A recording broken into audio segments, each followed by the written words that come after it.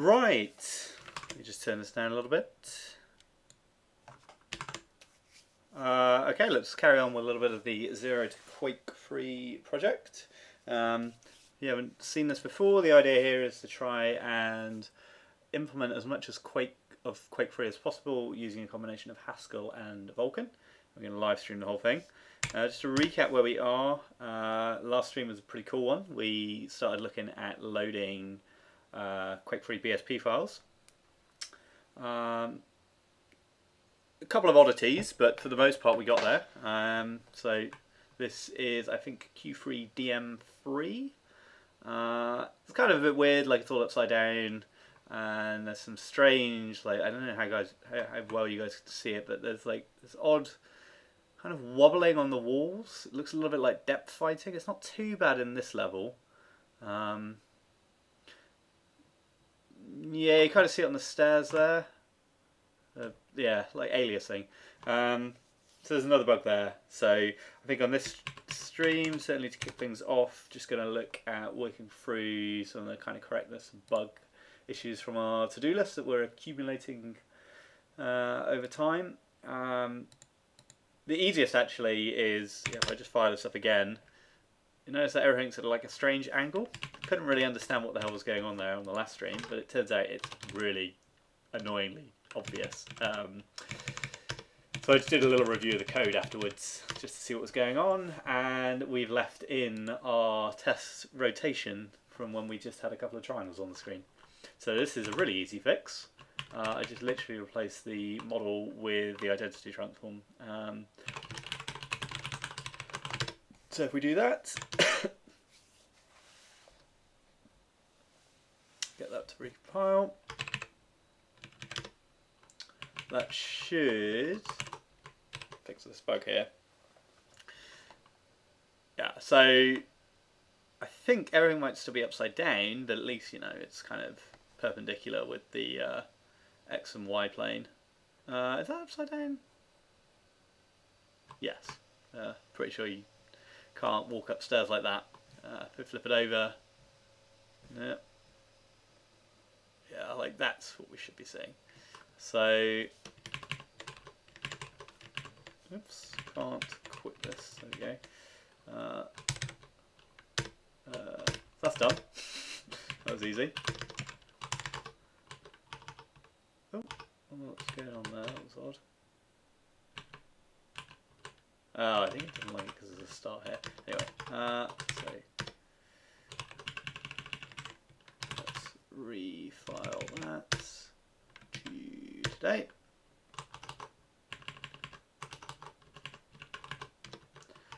If anybody knows how to get, oh, I've deleted that as well. Org mode to like just keep some new lines between things. I'm very interested. I'm not much of an org mode user.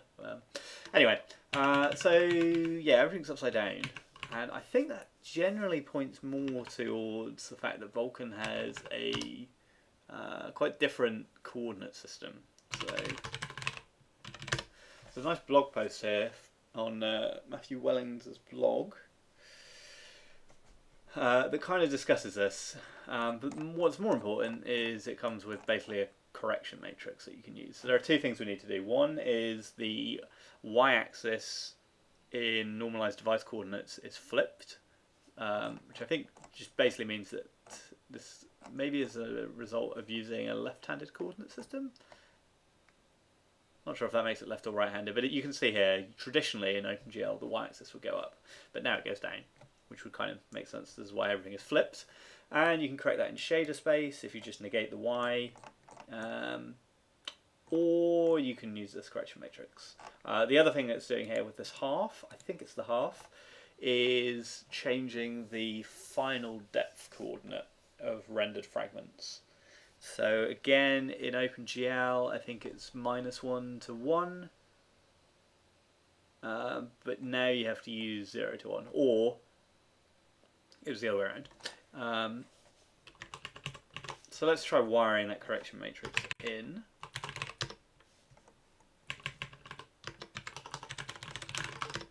So we need a 4-dimensional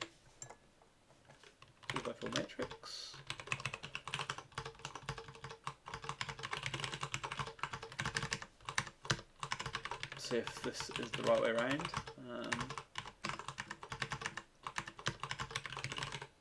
Been chatting offline, interestingly, with Sam, who SPH, I think, on Twitter, about how we can maybe encode some of row major versus column major ordering into the types of matrices. And I'm not entirely sure at the moment. Like, it's doable.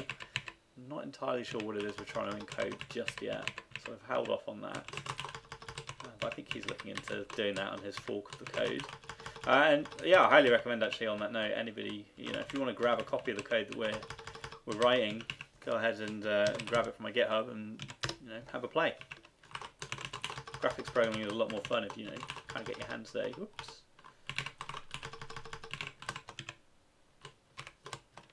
There we go. So yeah, it's all up here. Zero-to-quake-3 on GitHub. Oops. So that happens right at the end.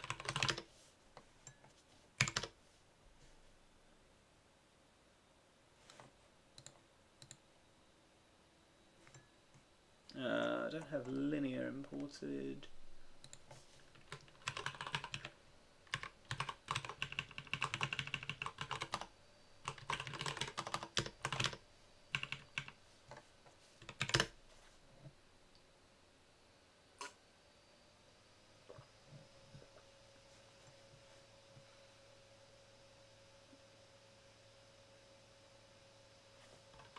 Yeah, so now my mouse look is inverted. But that's okay. I think with that, yeah, this depth stuff's weird. Oh, it could be culling. Look at that after. Let's just flip the mouse around then. So I think it might just be a case of probably how we apply the input to our model.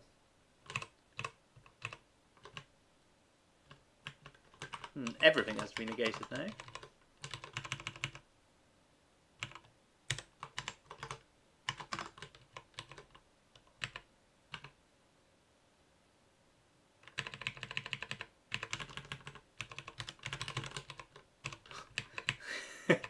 You're getting there. There.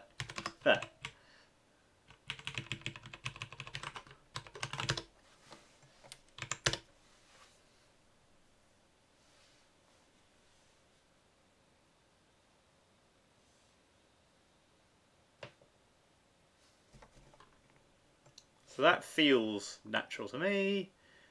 We're moving in the correct direction. So I think that's all of the oddities there fixed up.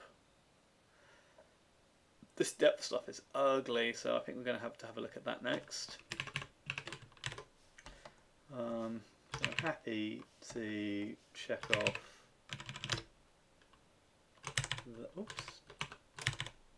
that.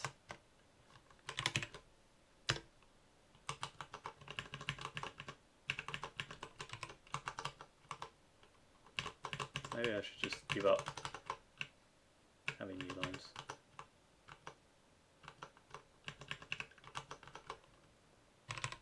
Whatever. Yeah, so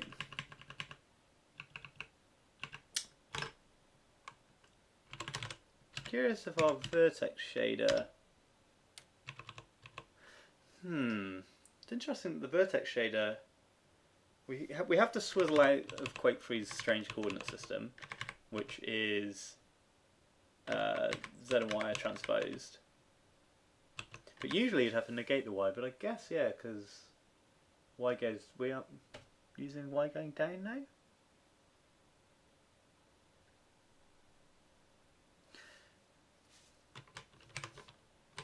I suppose one thing we can do to test this is just try and put the model up in the sky.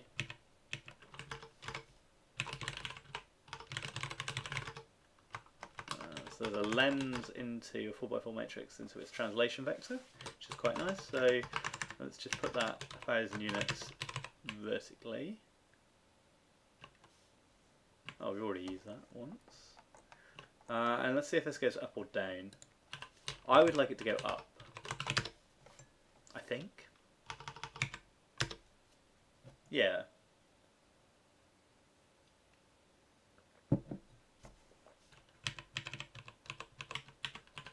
I mean, it's a choice we get to make, which way our coordinate space works, but it's important that we make a conscious decision.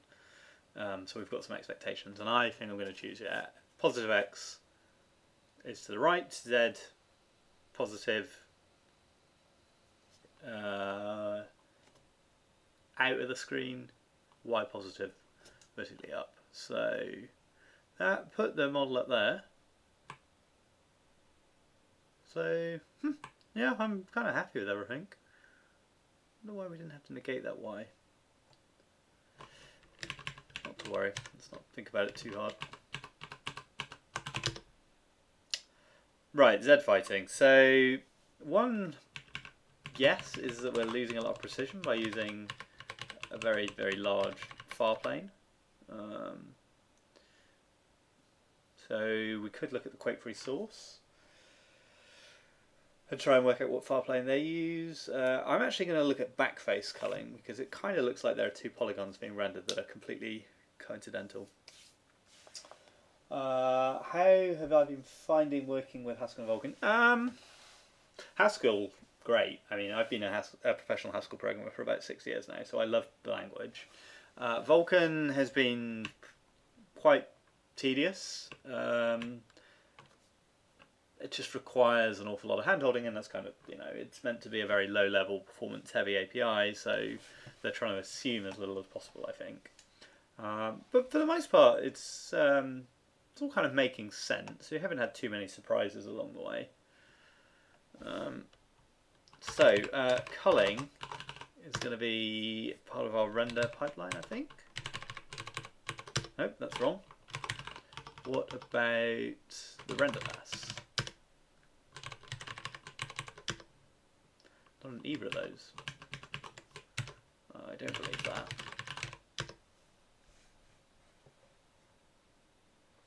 Yeah, so the bindings that we're using, maybe of interest, is this Vulkan API library that's on Hackage. And I've mostly been happy with it, but it's quite heavy on what you can see type applications here. And this is the kind of code you end up writing a lot of. So you have this creates a C struct, and then these are like field accessors, and you have to use this custom operator. So that's not bad, but it's also not idiomatic Haskell necessarily. So it took a little bit of getting used to that. Cold mode flag bits is part of the rasterization state, that sounds right, of the pipeline.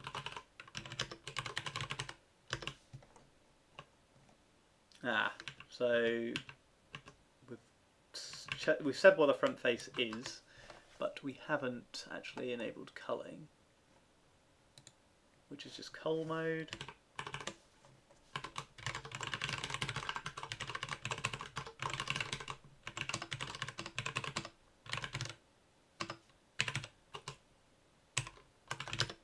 So let's try, well, I want back bit, but we just have to work out what our winding order is. Might not be clockwise.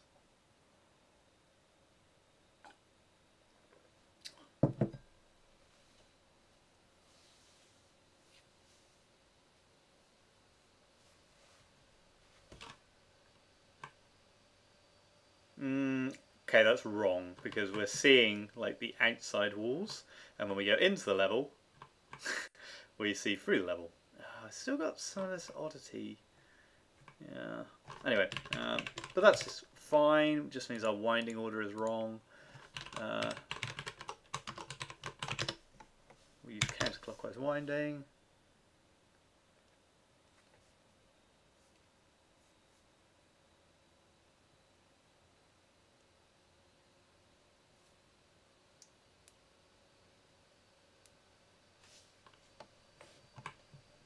that's right. So you kind of look into the level when you're outside it, and the moment you're in, you can't see that strange world outside, which is good. Yeah, and also like even the edge of the edges are really weird. They kind of converge on OK when you get close to them. So yeah, maybe it's just precision.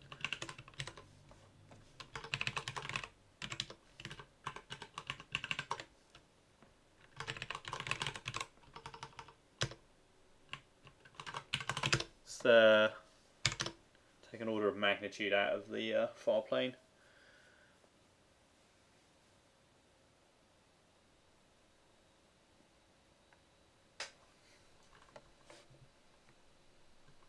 Okay, so that file plane was very far away. Still really weird. Okay, let's take another order of magnitude out and just see if that's what's causing this.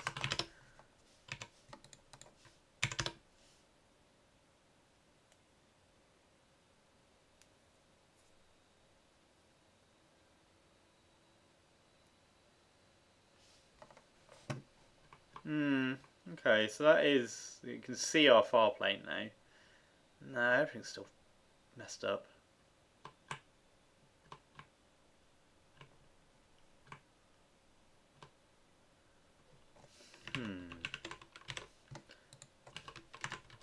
Back to 10,000 for now, and let's investigate some other options. So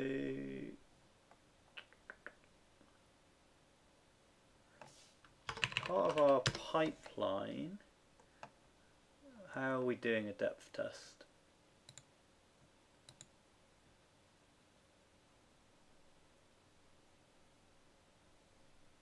It's all depth bias stuff.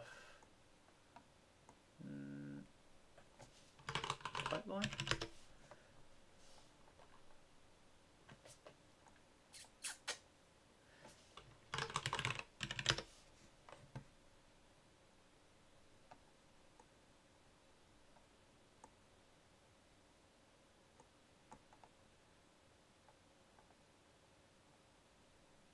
Where's the depth comparison operation?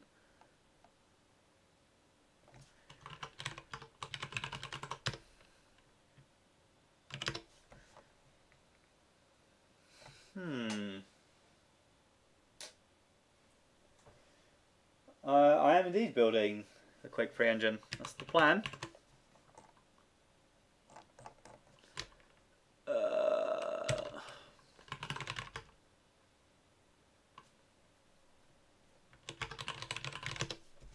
Let's just see. Is this actually? Is that fighting?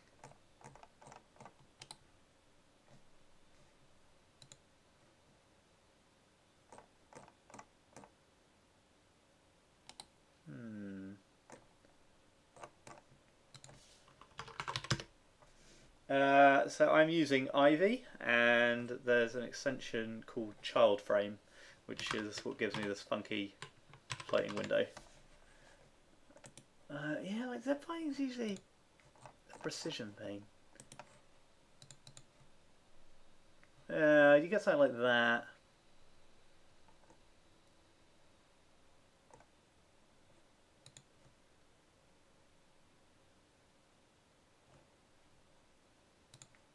It's kind of what we're seeing, isn't it?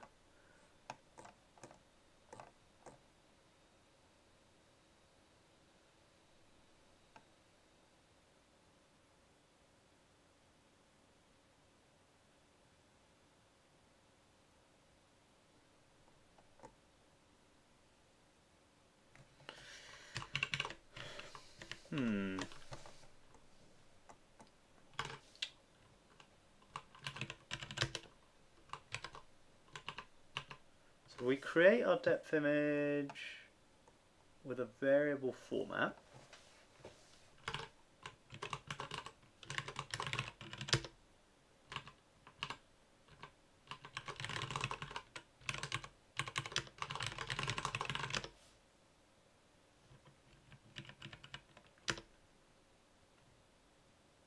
Yeah, okay, so that's a 32-bit depth buffer format.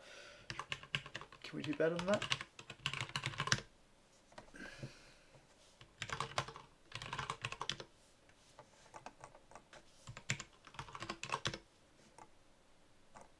Yeah, definitely. Got 32-bit depth buffer available. And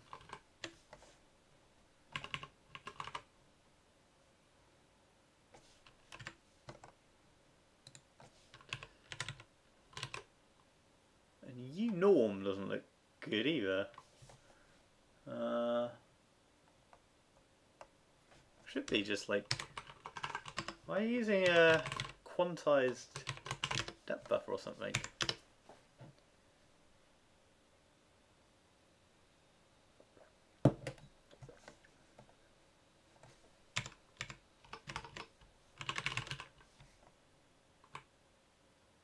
That was easy.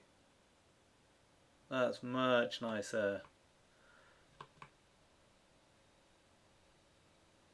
Yeah, we just had no precision in that depth buffer.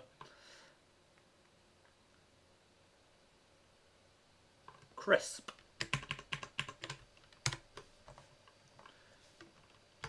There is a to-do item related to this.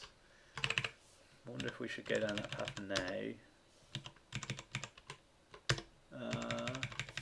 Which is this, correctly determine the format of the depth buffer.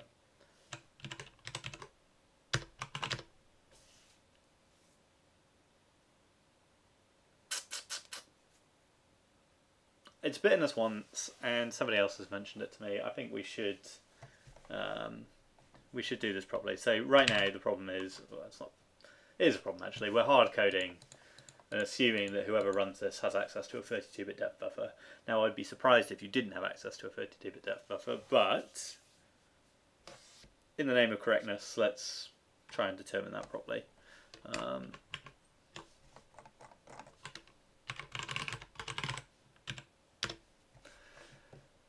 Let's see if we can work out how to do that.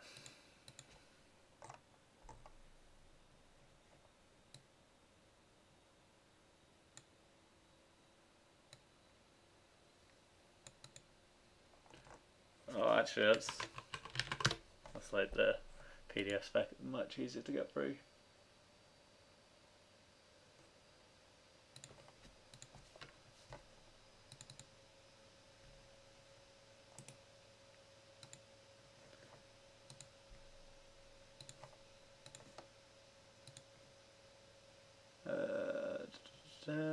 It's the bookmarks one.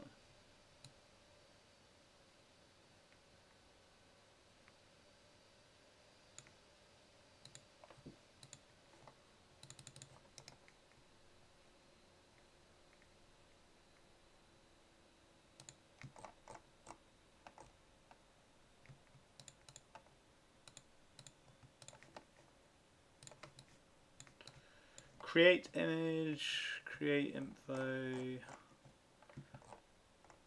format is a VK format, query and implementation, specific capabilities for a given combination format, call get physical device image format properties, to determine a set of valid usage bits for a format.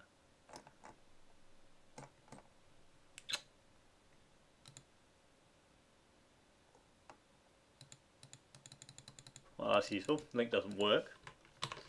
Get physical device image format.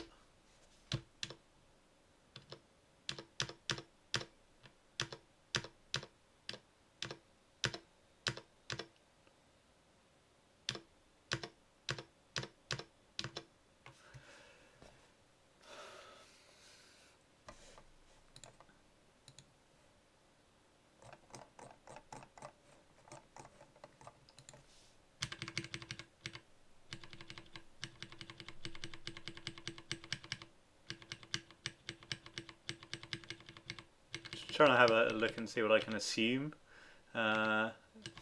definitely exists.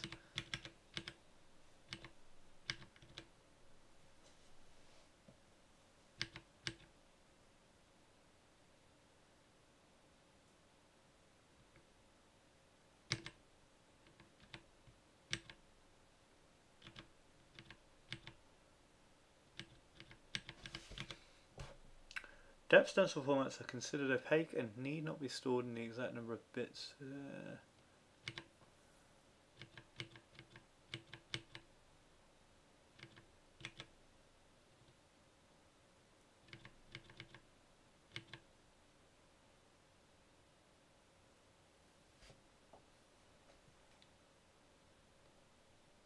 Thinking of trying to build the yeah, I mean it should work.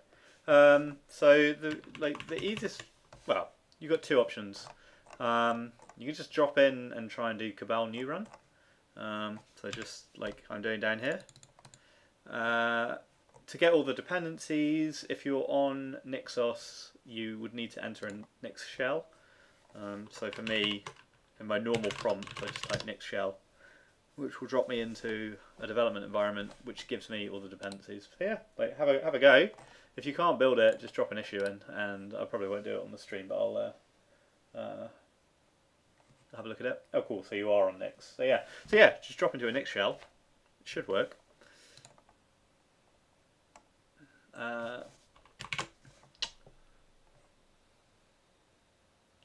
So I guess because the formats are all hard coded, I should enumerate them all or something.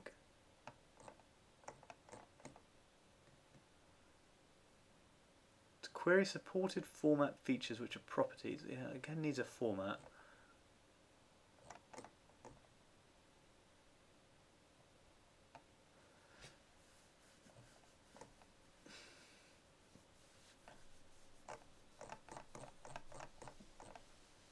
Mandatory format support.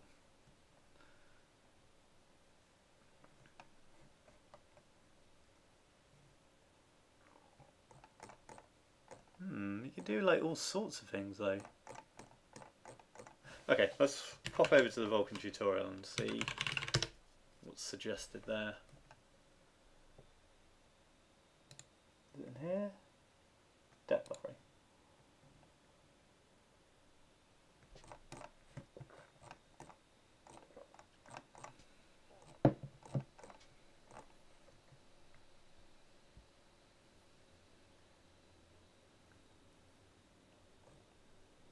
Okay, so there, they do find supported format, which takes a list of candidates.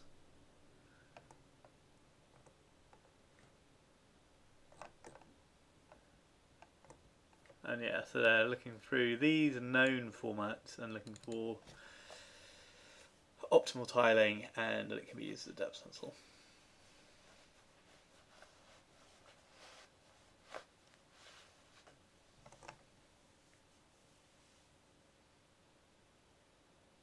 Why do they need this find depth as stencil component?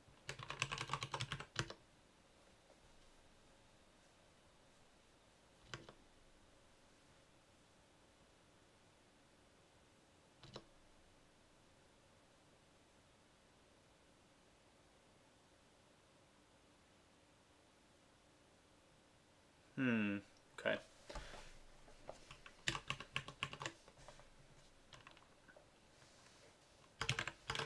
We'll pop this into our physical device, I think.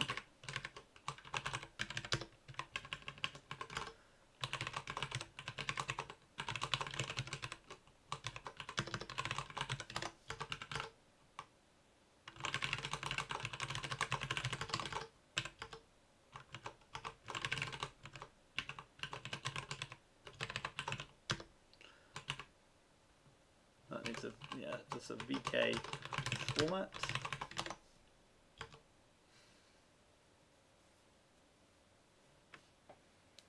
Looks like missing file SDL2. Ah, so yeah, so what you'll need to do is in the zero-to-quake-3 repository that you're in, clone this repository. Yeah, I've actually released this, or have I not merged it yet? No, I have, yeah. So just clone the master branch of the SDL2 repository. So like you can see if I do ls, I've got it right there, and that should solve that problem.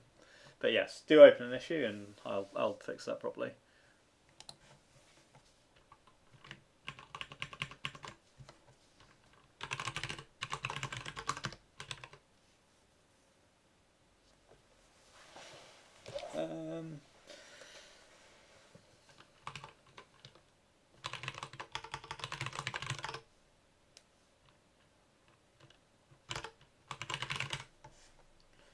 So what are our choices? We'll just use theirs. They seem like a pretty good set.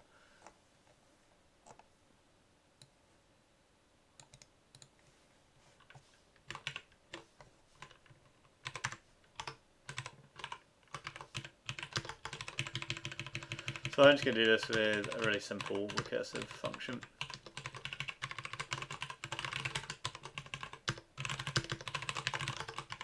If there's nothing, we'll just fail.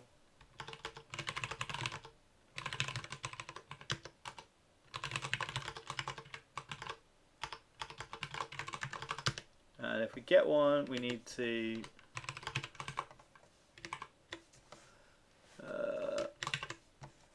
nope.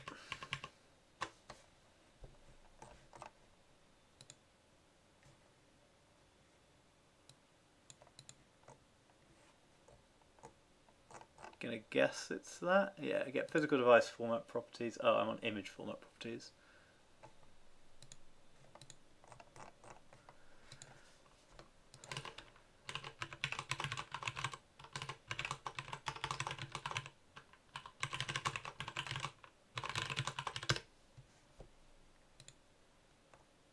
Physical device format, and it's going to give me a properties.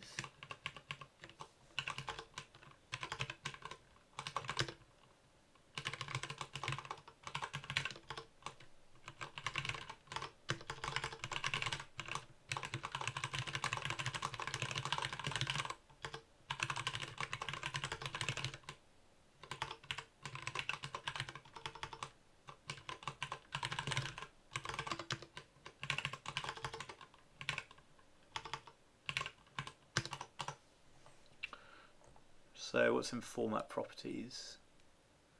So I guess I just need to like, these are just bit masks presumably. Yeah, there's a bit mask.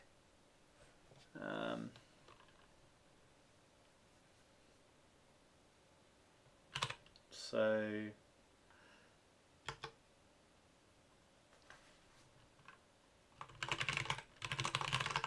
let's read the optimal tiling features.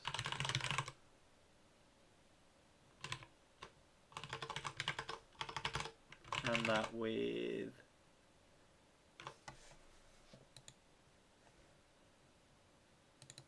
depth stencil attachment bit.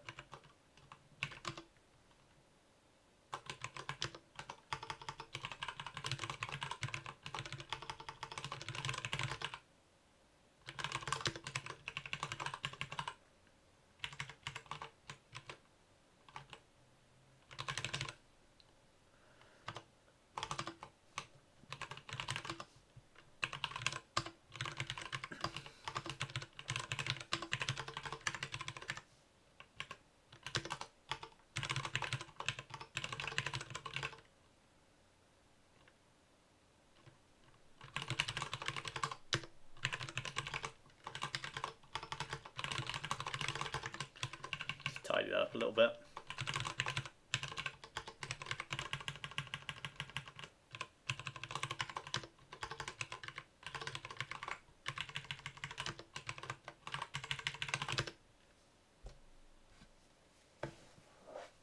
Oh, okay. No, you. So this is good. It's good to have some users trying this stuff out.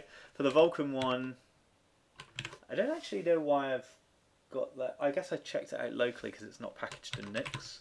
For that, just you basically need to have a checkout of this Vulkan API repository. So there's the GitHub link. If you just go to Vulkan-API on Hackage, clone, that's the Vulkan repository, and it has a Vulkan API subdirectory. So if you drop that in, have I got any other changes in there that you'd need? I don't think there's anything else in there that you have to worry about. So you just need to grab the master branch. So let's see. Supports depth attachment.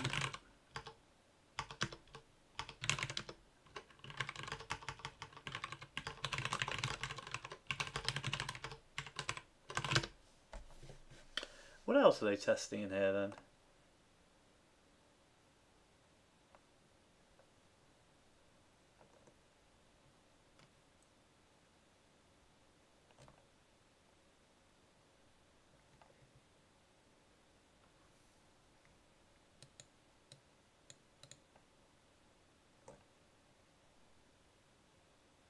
Okay, so they're like, this is a very general fine supported format thing that I'm not going to worry about for now. We'll just leave it at that. So that's quite easy. We drop that into context. Depth format is actually find optimal depth format. Yeah.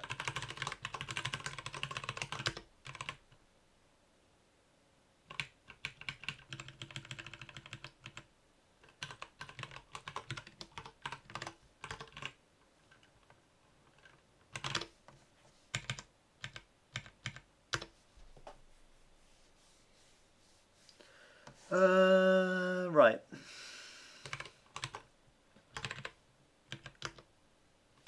I wonder if this is the monomorphism restriction.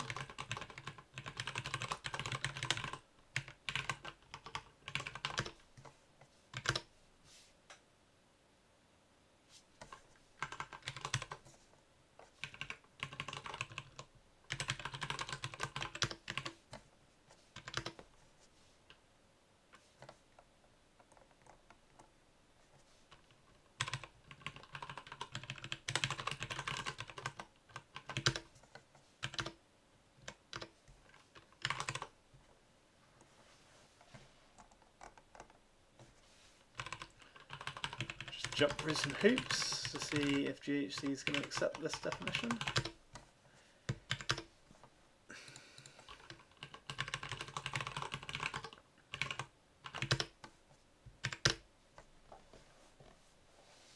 Oh, one other thing, if you want to run this as well, like you will need Q3DM1 or some kind of Quake-3 map to test with.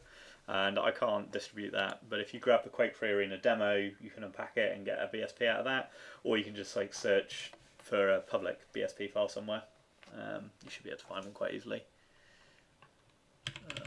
Oh, what am I doing? That's already in foreign.marshall.extra.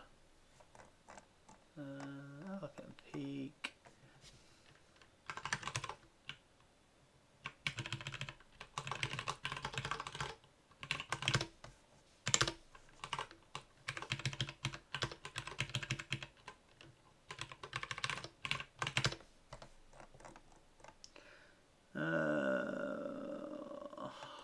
Yeah, so this is where it kind of gets messy.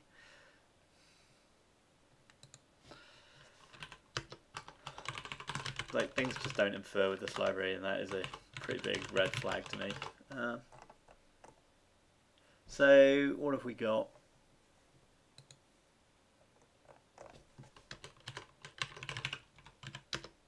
So, I'm half tempted to switch over to this Vulkan library rather than Vulkan API, but I'll stick with it for now. Don't know what's going on, but it's fun to watch. Yeah, so we're trying to build Quake-3 in Haskell, and also using the Vulkan graphics library. And at the moment, we're just doing some fairly boring refactoring. Once I get this done, though, I don't know if you saw it, but we do actually have a working kind of level being rendered, so we'll get that up in a second. Get physical device format properties. I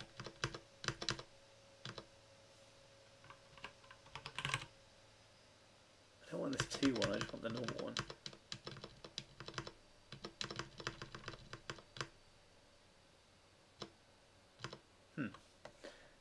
Well, it's going to be a Vulkan VK format properties to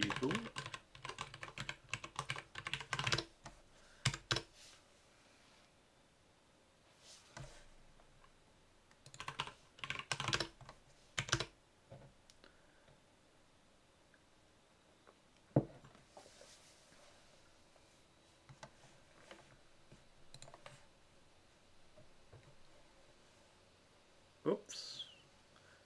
No, there we go. Cool. So we seem to have a high resolution depth buffer still, but we didn't hard code it. We chose it from a list and we failed correctly. Ooh, a hole. Wonder what goes there. Yeah, good.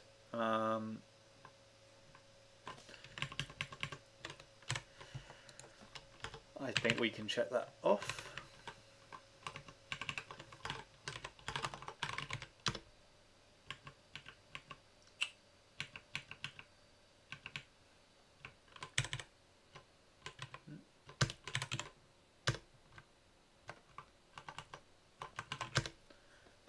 Fix on termination S, don't really care about that. Texturing were a good bit off. Determine the present. Oh yeah, we do need to do that, but I don't care about that now. I don't think I really care about that anymore.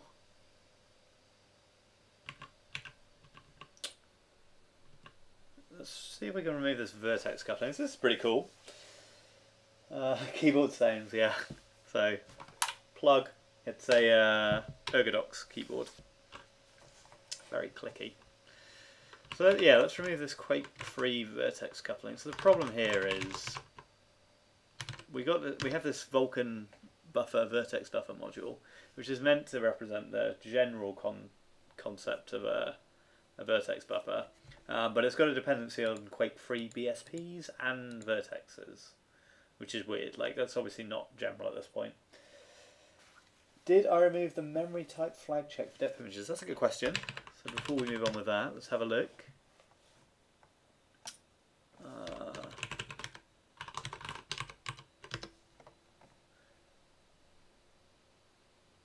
So do you remember where the memory type flag check is? Is this the one of, I guess that, right? Like, it doesn't look like we ever did test for it.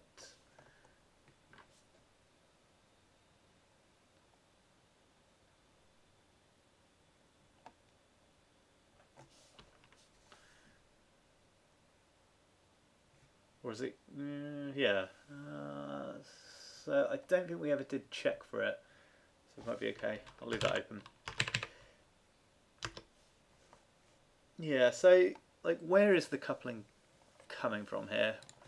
Vertex list. We're not. Yeah, okay, so we like had to unpack it.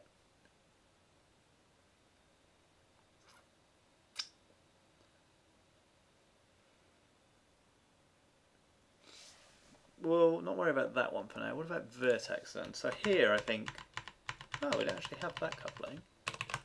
That might be able to go. No, the usage has to be tiling optimal for depth images. Linear doesn't work as said in the spec. Oh, the host coherent plugs. Anyway, that still works. Yeah, where's that host coherent stuff? Is that?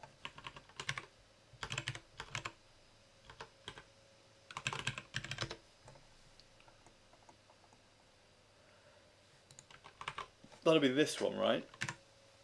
So you're suggesting I just changed allocate memory full by supplying flags manually, and for depth images supplying no flags, and for the rest supplying host coherent. Yeah, so you're saying that this doesn't work for you? Or should I not be using host coherent? I mean, you don't need host coherent memory, which is a fair point.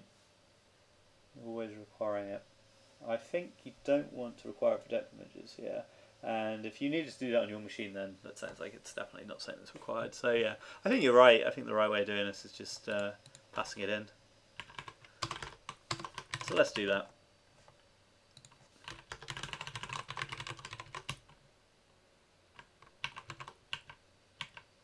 And yeah, we don't. You're right. We don't need to be host visible or host coherent. So allocate memory for. It's just 0, right? Oh, what? Why is my compiler not working? I'll have to look into that off stream. Get these out of the way.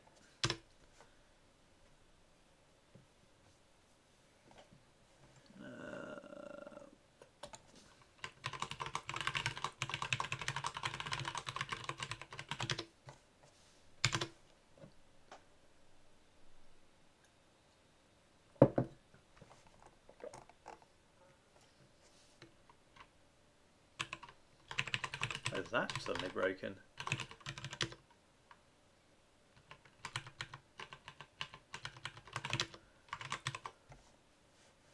Did I accidentally delete something else? Ah, this is that weird problem again, isn't it? So we've had this a couple of times, and the only thing that we seem to be able to do is force recompilation, recompile everything from scratch, which is a bit annoying.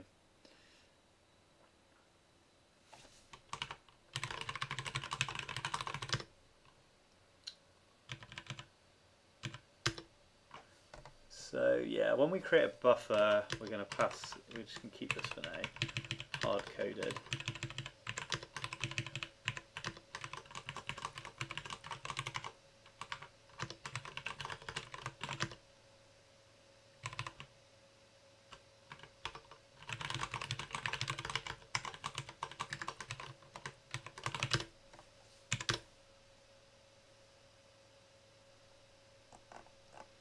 Really want to fix these warnings soon as well.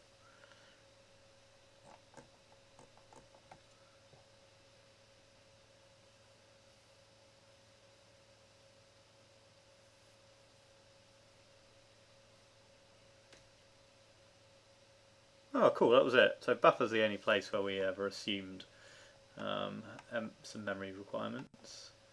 We only need host visible, host coherent, so we can poke the memory. Yeah, let's go through and fix these warnings at the same time. These look pretty easy to fix.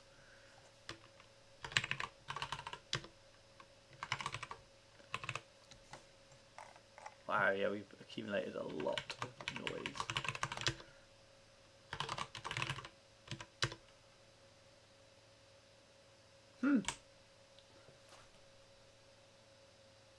No possible memory types.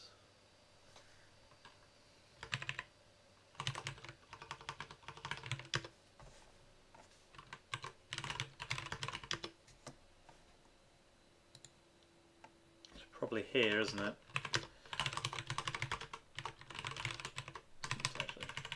Creating image.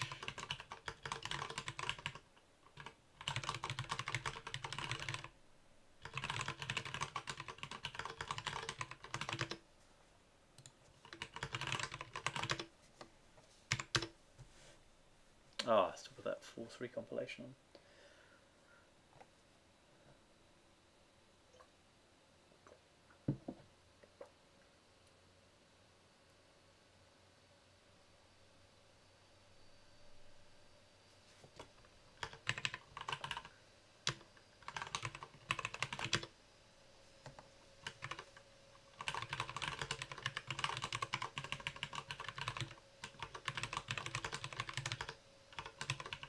I've already helped myself out. A little help function there.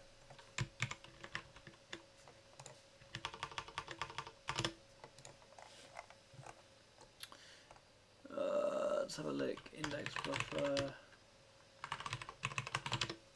Need that. Just vertex buffer.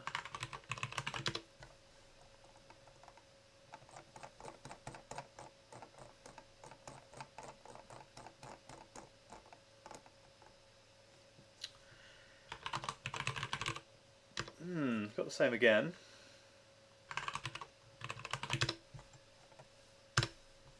Yeah, so I now can't create a depth format. What's going on with this required flags? I'm ANDing it with 0. That doesn't make any sense, does it?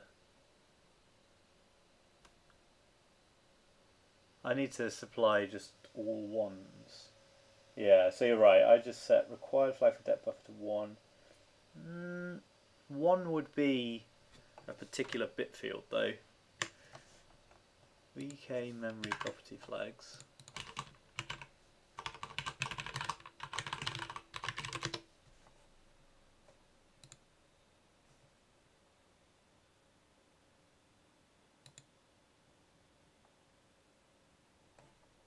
Oh, so you set device local.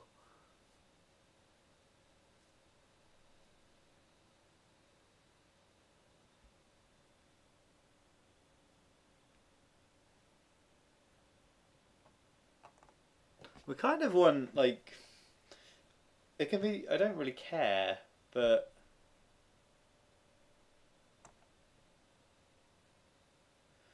right now, let's have a look at this. So right now, required flags.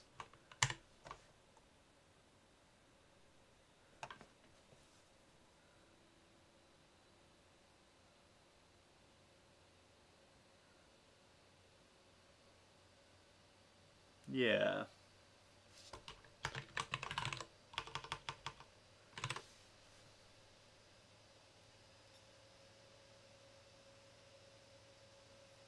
So probably what we want to do is, I think what our API is trying to say is all of these must be supplied.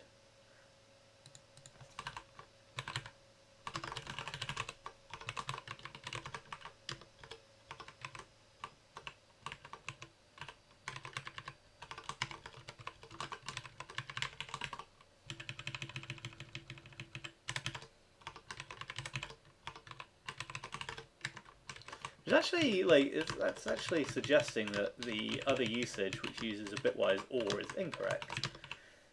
Because we only test for greater than 0, which means that only you could just have one of those bits set, and it would carry on. But we actually want both of them to be set. So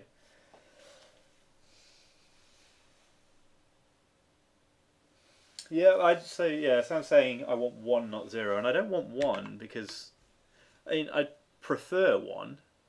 But I don't really care what. It could be any combination of these. It could have no property bits at all, and I'd be happy. I don't really mind.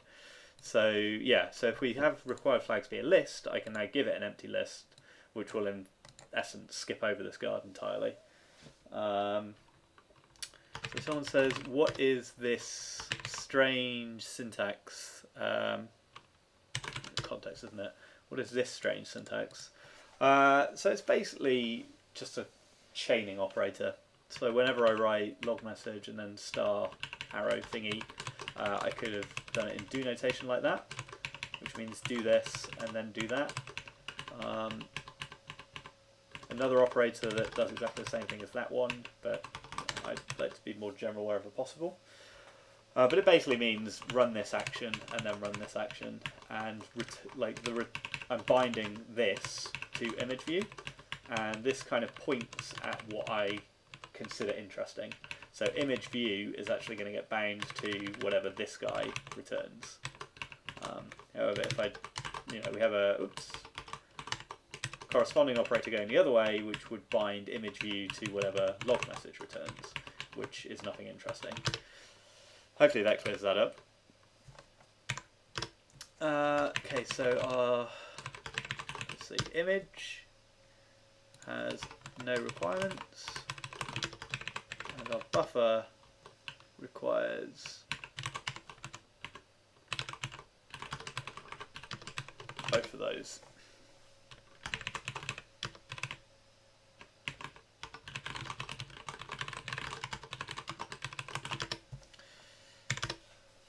Is this Java? It's about as far away from Java as we could get, I think.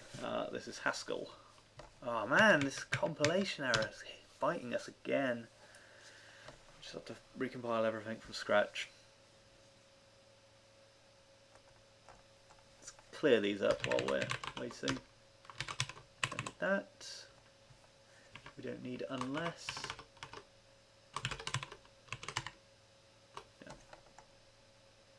And don't need that, all that. Really? Oh no, it's just the char8 one. Yeah, okay, that makes sense.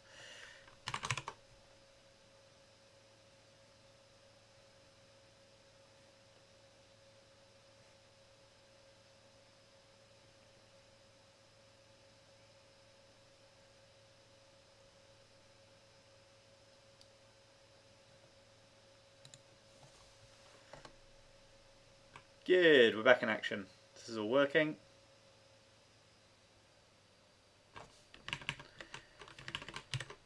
Yeah, so this could just be that traverse.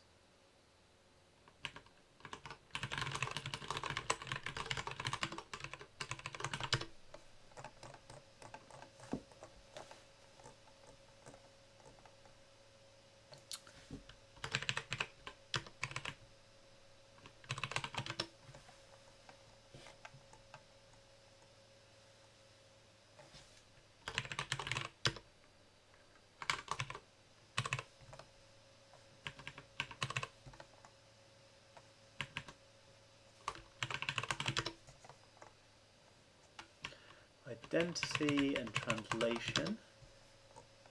Cool. I think that's all the warnings fixed as well.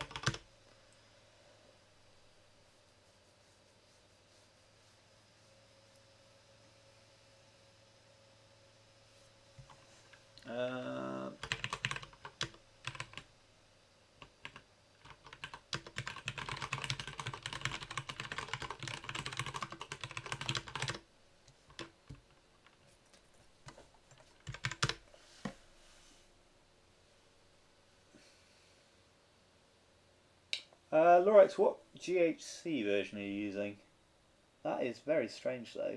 Pattern match failure in ASCII Doctor. If you want to check anything on a paste bin or something like that, I can have a look as well.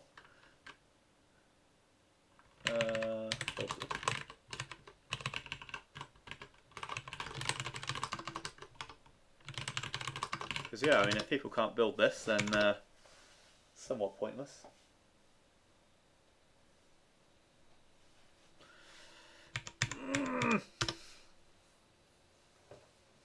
Yeah, well, we've kind of got something of a reproducible example. I might be able to put a bug report on the GHC bug track about this because this is super painful.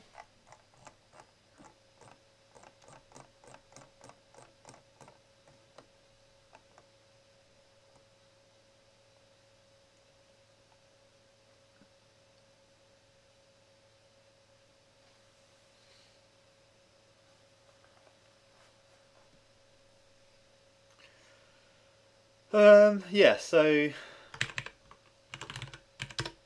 where we were, we've gone on a bit of a detour I suppose, trying to get rid of more of this coupling though, so vertex list is not too bad actually. The pipeline's got the interesting one and that's kind of what I want to focus on because there's a nice solution here. So yeah, we've got to remove this coupling and what's happening is our...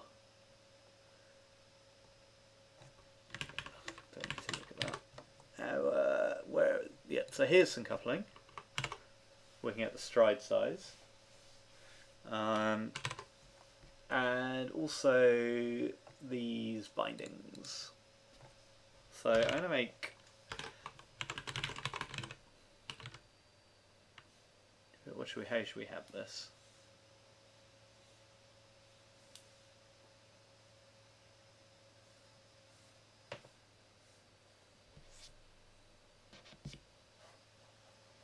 Basically what we're going to look at doing is using a contravariant functor as a kind of consumer of vertex formats that we can inspect and find things like stride size and things like that.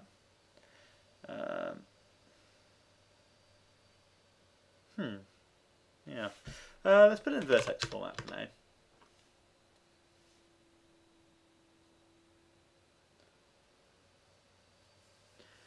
Just give Emacs like 10 seconds to open a blank file. Still don't know what's going on there.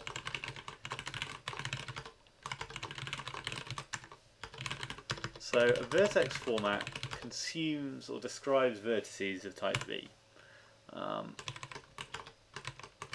And right now the only thing we're going to be able to ask is probably stride size, but we also need to supply this into our shaders as a bunch of bindings. So I'd like to be able to do both at the same time. So let's have this describe... Yeah, okay, so vertex format is nothing more basically than the function that takes a V and gives you back a list of components.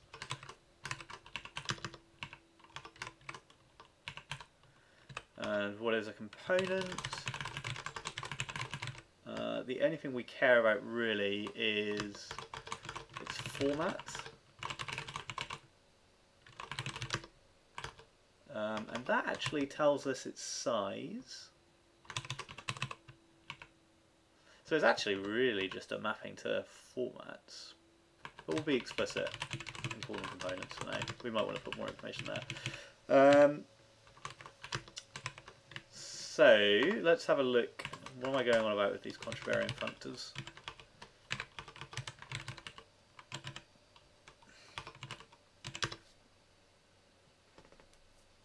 So contravariant functors are kind of, if we think of functors in Haskell as things that contain things or have a value under some context, that means that you can keep the context fixed but change the value underneath it. So they kind of, you could almost see them as producing things, like the IO functor, when you run IO, gives you back whatever is inside that IO. Whereas contravariant functors go the other way, and you can think of them more as like consumers of things. So we're going to use functions as contravariant functors, which are described by op. So dual function arrows, which isn't particularly enlightening. But they're basically functions. Oops, you see at the end, this is our like functor argument, but it actually appears as a function argument. And that matches up with what we have in our vertex format thing. So vertex format is actually a function from V to a list of components.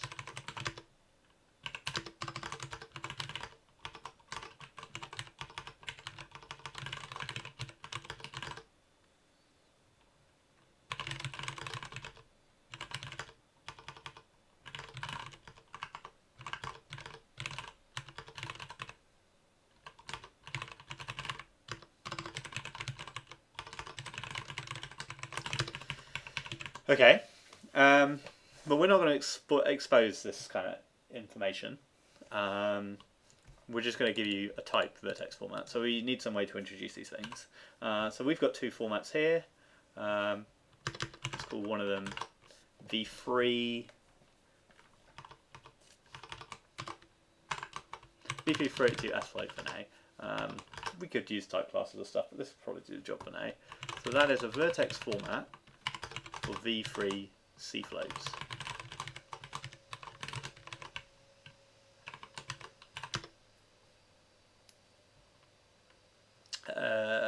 So we need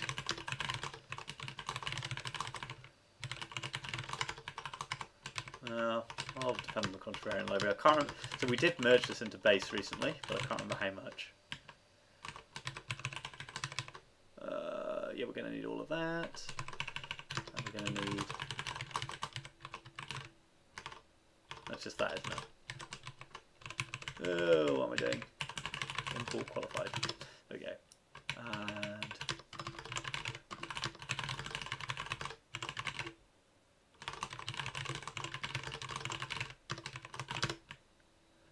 Good.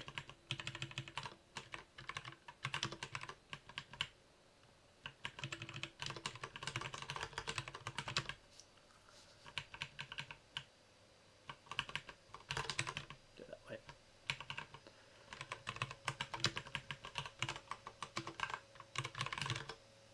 So this thing doesn't take any arguments. It like just describes a single component of a vertex. So it is itself a vertex format, but we'll take.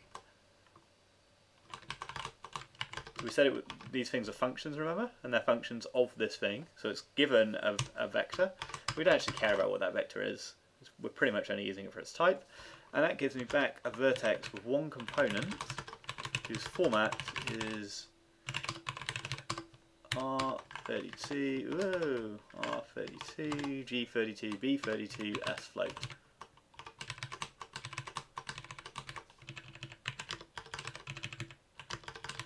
Just lay this out. We've got another format down here which was describing our vertex colors.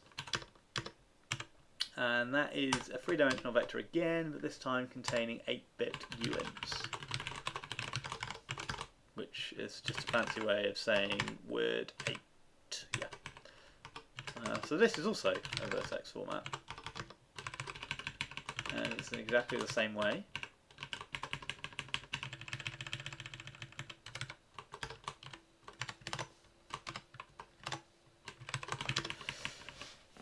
So we've got the two components that we're interested in, v3 32s float, v3 uint, but we don't have any way to like build the descriptor of our quake-free vertices because we have no way to combine vertex formats. So that actually comes from divisible contravariant functors. So I actually wrote this little tutorial here, which hopefully will do a good job of explaining this if you want to take the time to go through it. But essentially, it's like applicative. So if you think of applicative, like if we had some IO actions, so if we have IO1, which is like, I don't know, yeah, two things that produce ints. I don't know, maybe that can produce a string, and I want something that's 10 times the length of that string. We could have an IO action that is time, oh no, well, this many times of that string or something. So I could do, yeah, IO1 length times 6. I could do something like that. So I'm combining these IO actions using the applicative operators, and divisible contravariant functors give us the same kind of idea, but for contravariant functors. But rather than combining produced values, they actually kind of do, they are doing the dual of that, and the dual of that means to take a larger structure and decompose it down into its individual components. So here the applicative functor has individual components and it builds up something big. In this case the big thing is the multiplication of an int and a string length.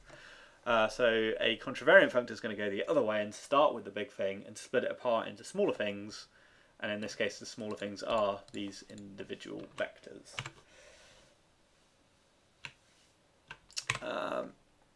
So we actually get all of that stuff for free if we just derive contravariant and divisible. I could spell divisible, and the reason we get it for free is because op is always divisible if it's producing things that are monoidal. So what does that mean? So we're producing,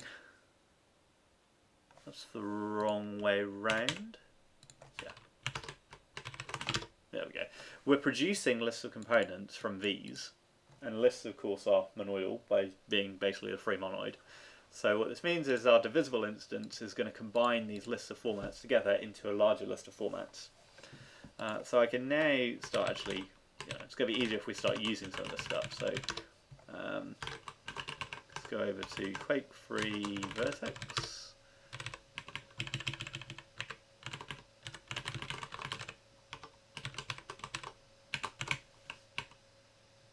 So before we had to define a data type and define the storable instance, but actually we don't need to do that.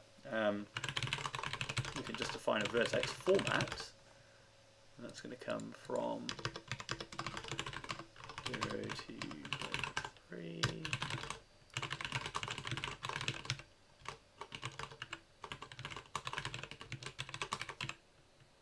No, let's just do it unqualified for unqualified for now. So that's a vertex format for quake-free vertex, and I actually don't care about, like, this has no constructors because I don't really care about its constructors. So vertex format then, no, that's not entirely true because we do have to decompose this. So this is correct.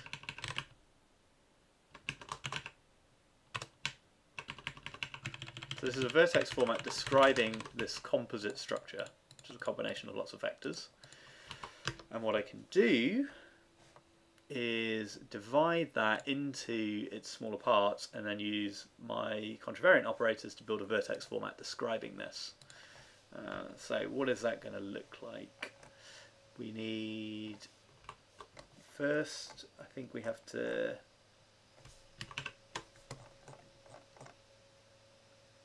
divide it, not quite what I want. There's an operator for this which look like the applicative operators.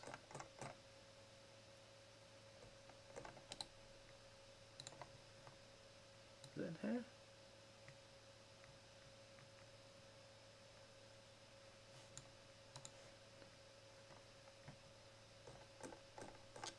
Maybe it might just be that one.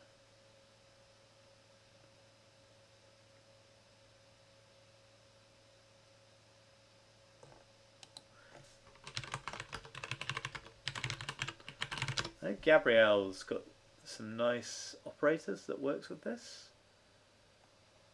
Somewhere in GitHub's issue repository.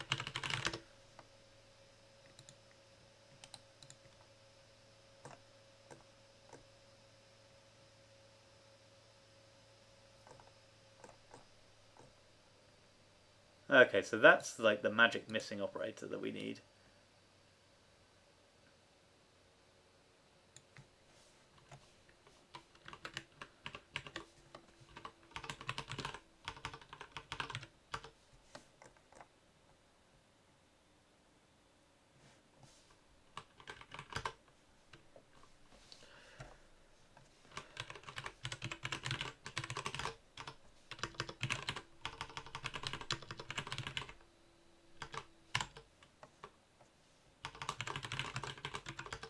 So yeah, the only annoying thing you have to do that you don't normally have to do with applicatives is build up these right associated tuples.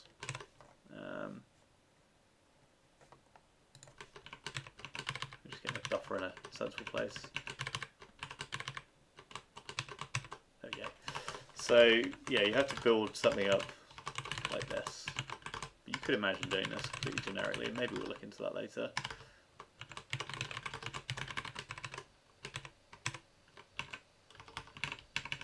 So a vertex is a V3 32S float, and then a V2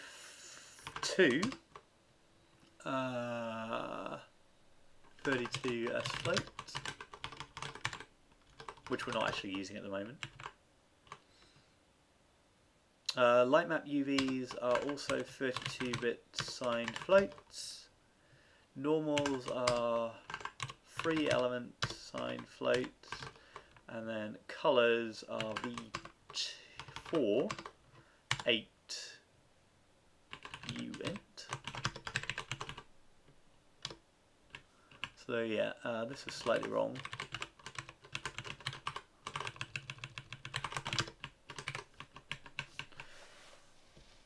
So yeah, so this looks like we were built, like it's kind of like using a parser, right? So it's a bit like having a vertex where we have like parse position, parse UV or whatever, but we're turning this around. So rather than giving it some data that then produces vertices, we're going to kind of postulate that we had access to vertices, and we're going to produce some information which is a description of the vertex format.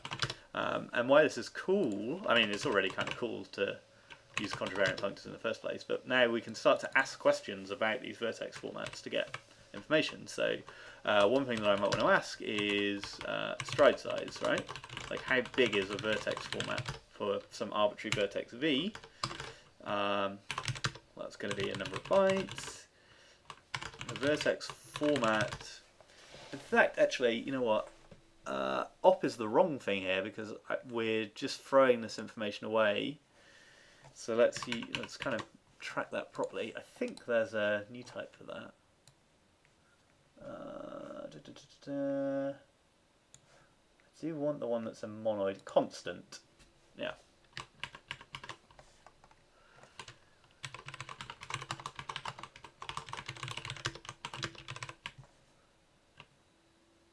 So that's like the const applicative functor, but it doesn't take a function.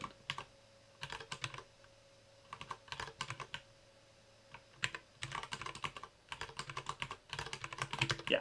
So now stride size actually has a list of components. So all it needs to do is sum map component size over components. Which is going to be slightly annoying to write.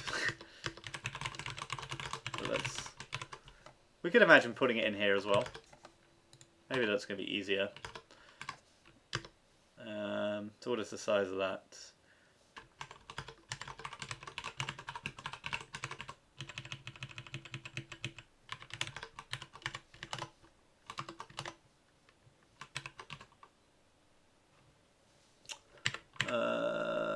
is 4 bytes. Oops. And we'll ignore that's an incomplete pattern match, but I'm not going to worry about that. Slightly nicer.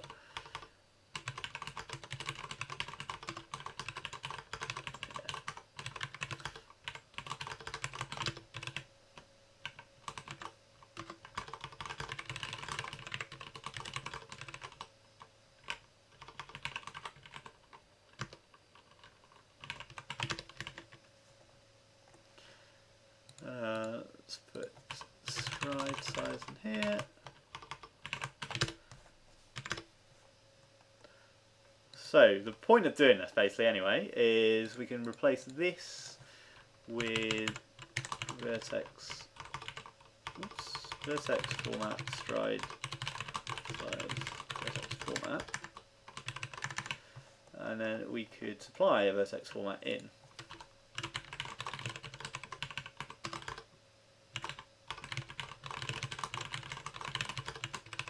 And this now works for any arbitrary vertex type V. Then we can remove that coupling.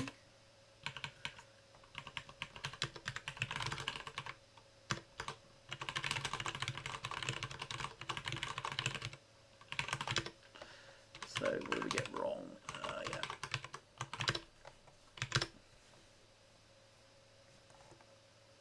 Oh, I'm still doing that force recomp. I could probably take that out.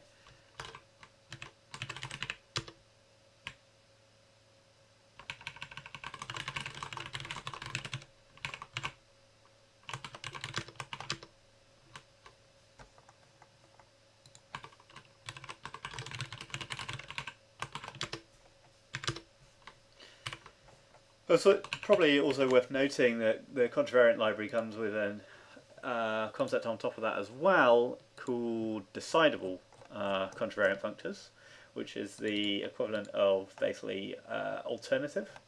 So it gives you a choice. So if you have a large structure that you could split into two distinct sets of subcomponents, then you would use decidable. So that says some big structure A is either the smaller structure B or the smaller structure C. So this is kind of like splitting constructors apart. And you can take all of that, and then you've got deciding, which is a generic implementation. So given any arbitrary data structure, if it's got an instance of deciding, you can run any contravariant functor across it generically. But I'm not going to look into that now. I actually kind of like writing these out by hand, certainly for understanding what's going on. So, constant is not exported. Oh dear. Might be very new.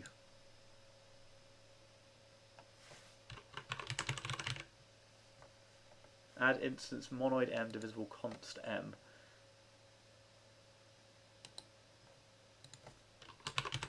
Oh, so I guess this is constant is just it's just the normal constant. Oh, that's easy. Let's just use that.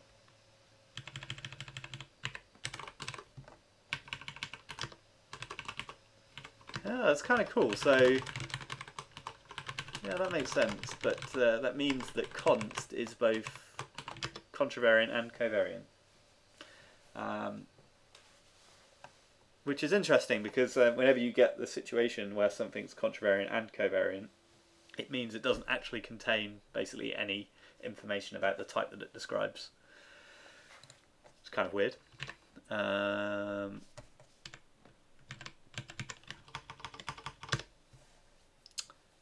So that's just const. In fact, here we can just use pure. No, we can't. What am I talking about? Const. It's definitely const.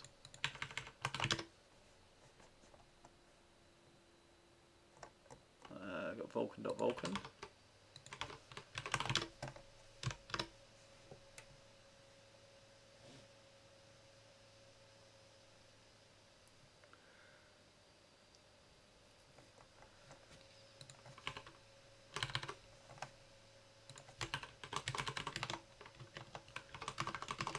Core 10.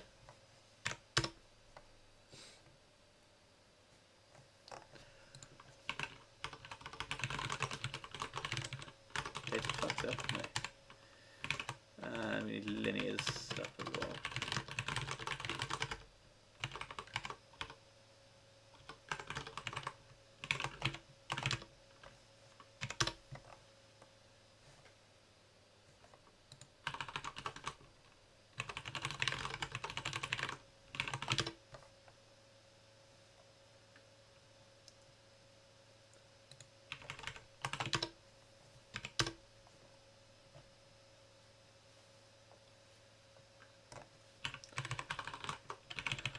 I am using generalized type deriving. Yeah, so there is data.functor.constant, but it's kind of more idiomatic to just use const, which comes from control.applicative.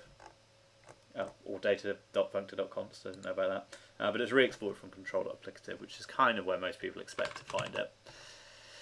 So, components, yeah, so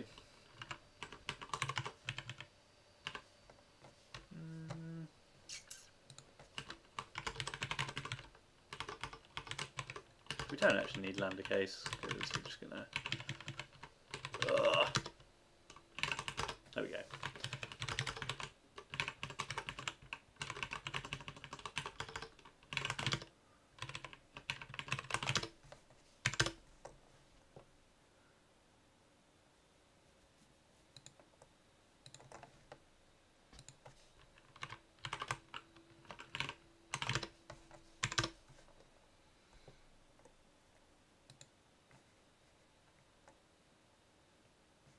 That's really weird. You didn't match wildcard. I guess, yeah, because this is using pattern synonyms over just integers, basically. So we're technically matching any possible number. So pipeline. Yeah, so this is going to be a little bit more interesting because we can generate all of these attribute descriptors now.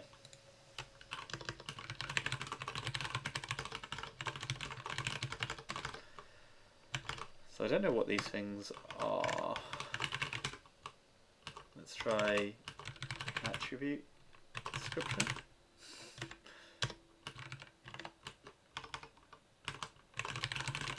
And I am going to make an assumption here that like you lay things out in the vertex shader in the same order as you define this vertex format.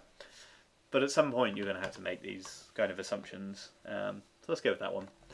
It's quite an obvious natural mapping, I think. So given a vertex format with some components, its attribute descriptions are simply mapping each component to attribute description.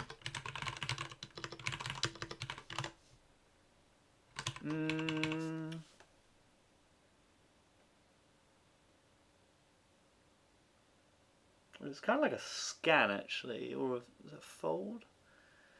So the one thing we do need to keep track of basically is this offset. I am going to need component size to calculate that. Right, is it a scan that I want?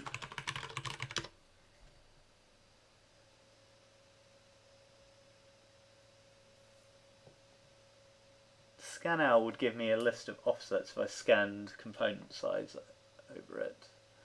So I scanned plus over component size. So this becomes zip width.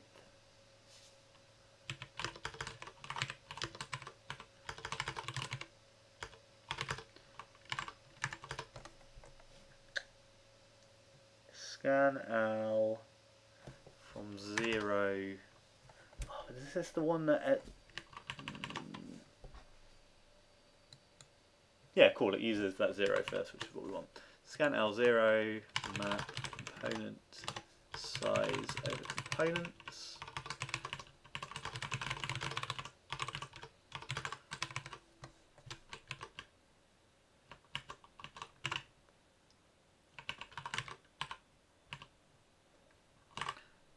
Oh, I also need that index. Maybe let's use a zip list here.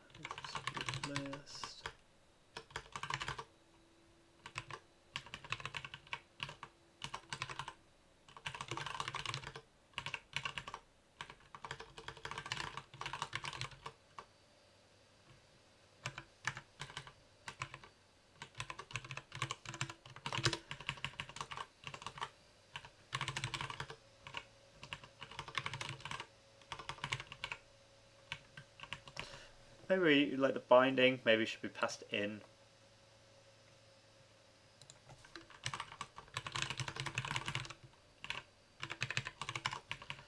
The offset then becomes from integral of offset, and all of that just fades away. Lovely.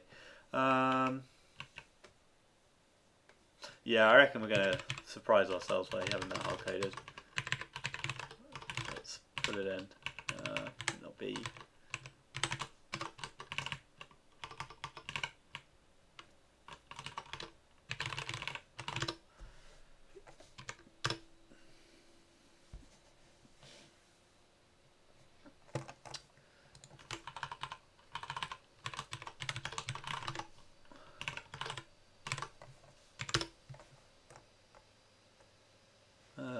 so let's create stuff again.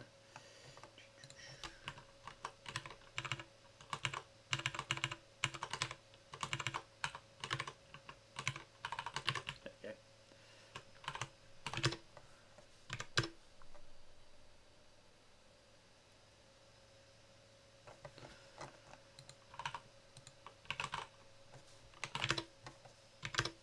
Don't really need this other window open.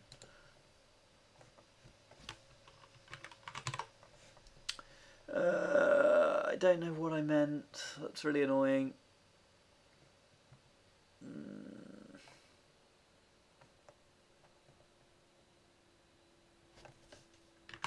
can find it in here. Oh, so I accidentally hit Control A to select the whole document. Oh, there we go. It's part of pipeline, isn't it?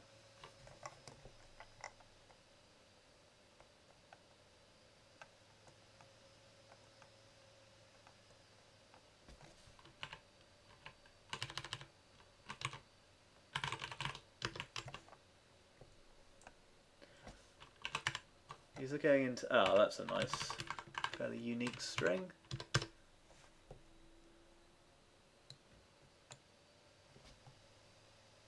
Might be that.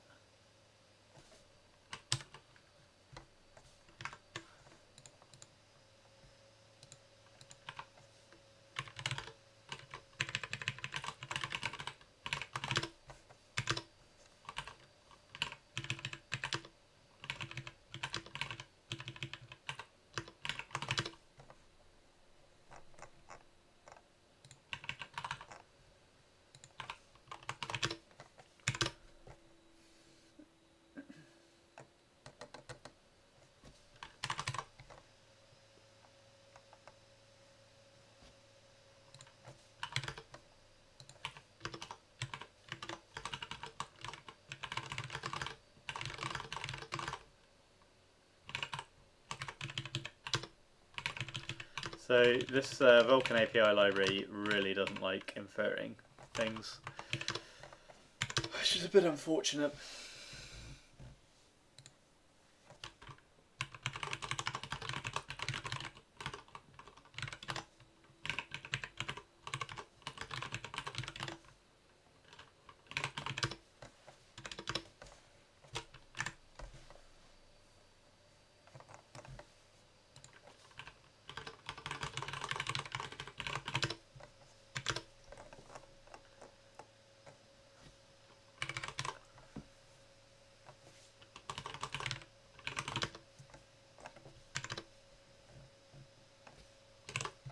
Right, so with that, we can now drop that and that.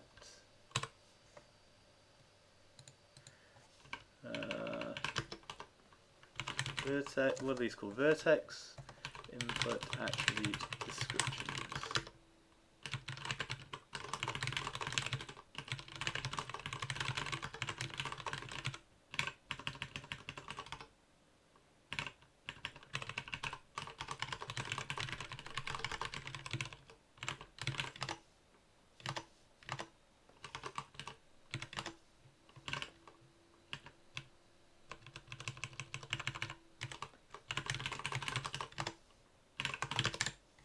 Nice.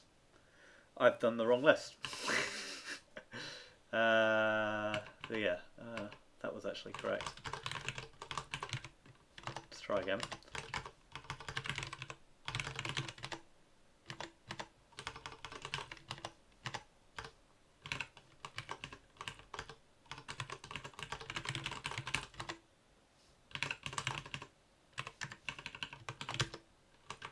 What's this binding description? Ah, that's just the stride size, okay.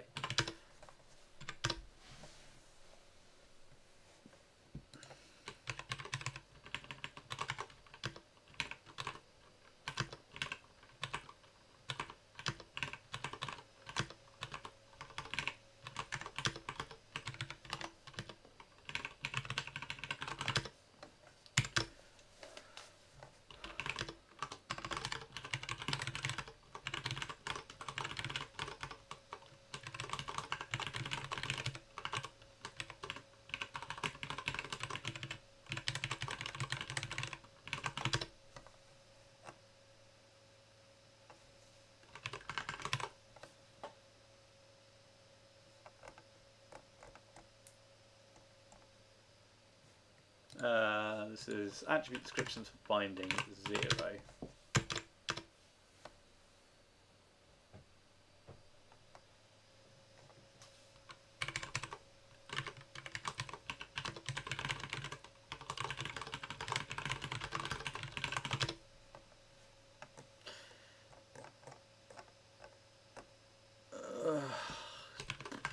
I think that's just because I was missing. No? Why?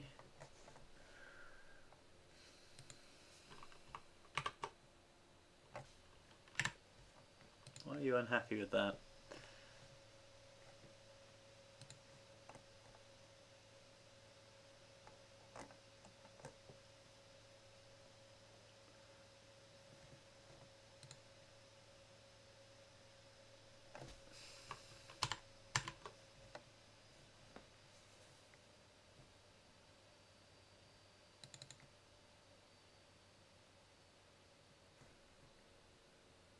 I think this has got into this weird thing again where it needs to be forced.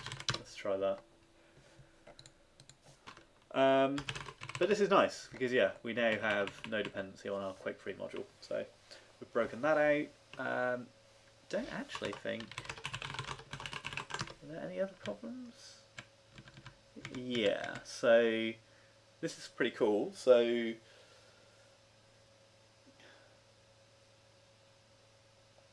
we can give it one of the, we could give it like a buffer format thing actually, which could be interesting.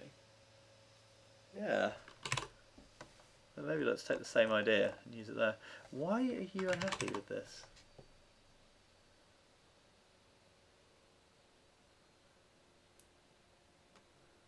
That implies I'm not using it.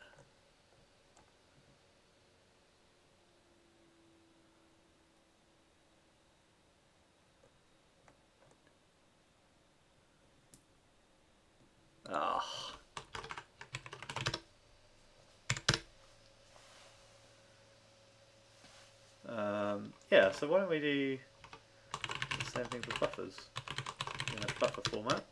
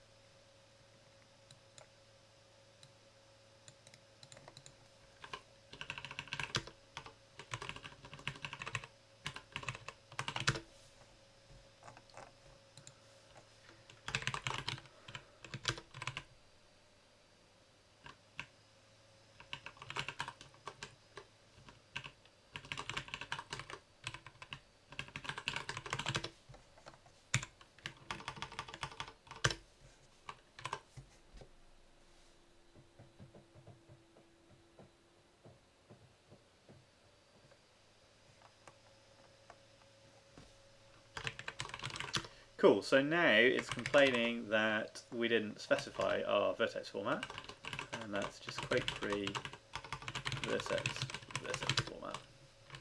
It's got too long.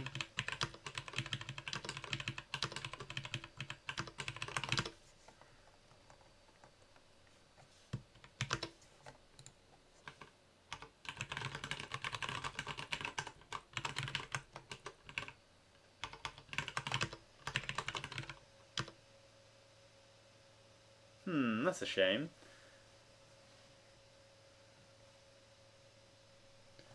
Maybe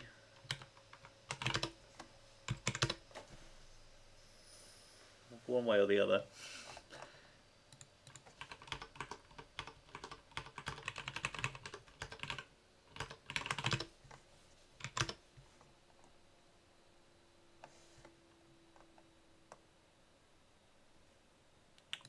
We haven't got a vertex format there, so let's add that one in.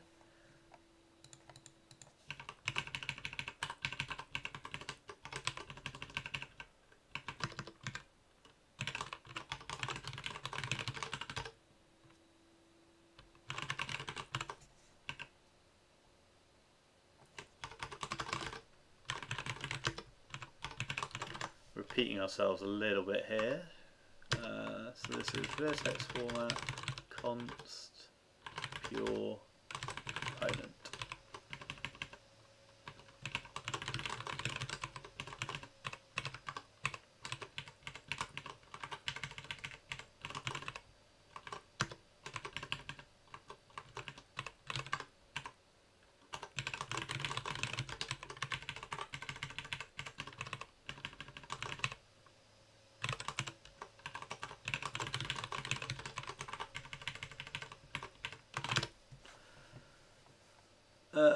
Right, so we were missing v2, weren't we?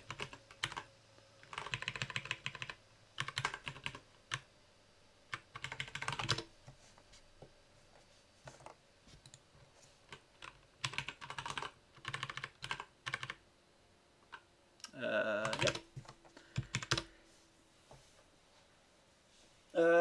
Yeah, so I got called out for not using GHCID before. I think I'm probably going to go back to using it. You're right. Like, why am I not using it? We already did set it up in the past.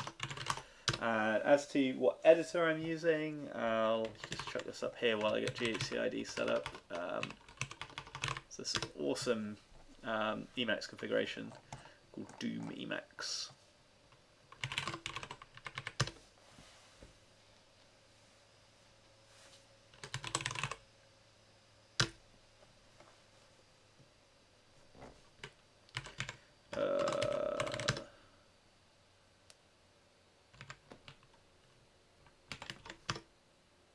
There we go.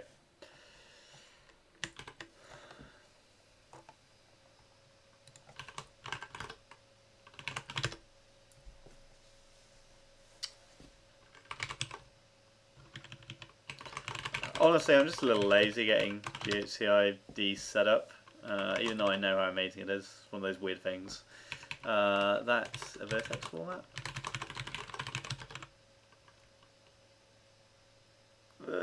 Yeah, so we don't want to export this because, like, there's actually we're trying to form an association between a VK format and what it is. So this is kind of like an unsafe coerce type thing, so we need to be careful about that.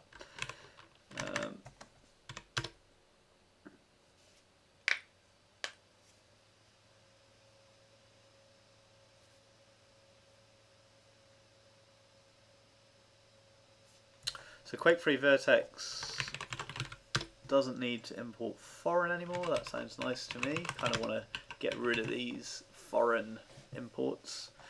We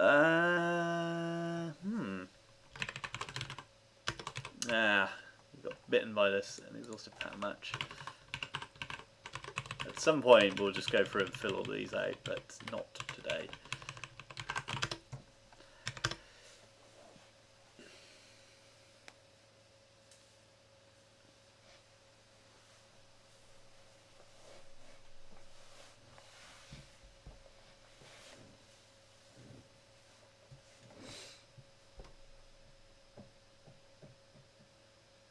Oh, so what's going on here is we forgot to update our shader to use the correct bindings.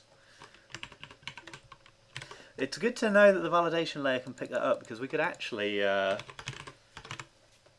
kind of do a runtime check and get a bit more information. So our vertex shader, so it's position, let's see, 0, 1, 2, 3, 4.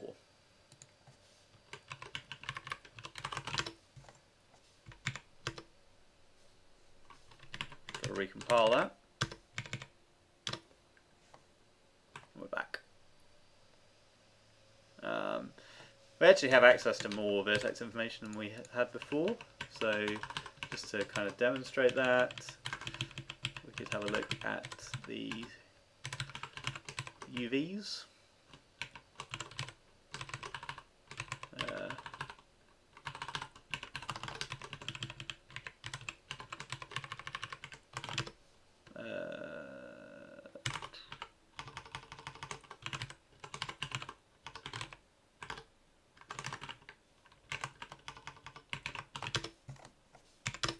Oops, didn't recompile. Ooh, what's going on there?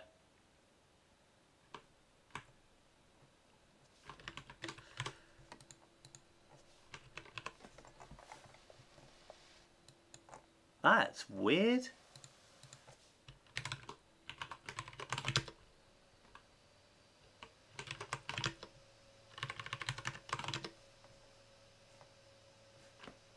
We've said frag colors, yeah.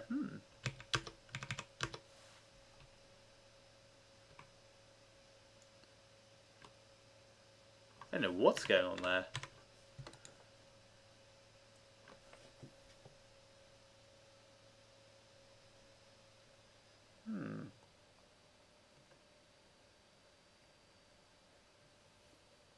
Oh well, I'm not going to worry about that.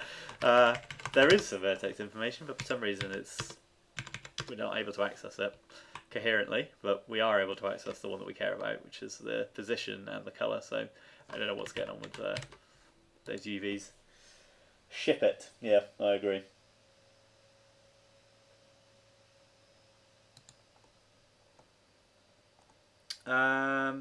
So yeah, so there's a little bit more coupling that I think, like, while we're on a roll on this, let's get this nailed, which is just in the vertex buffer, and this isn't a big one. What we need to break out is n bytes and also this unsafe user C string thing. We could actually have strongly typed buffers, which could be pretty cool as well. So maybe we could get rid of this whole concept of a vertex buffer. Not sure.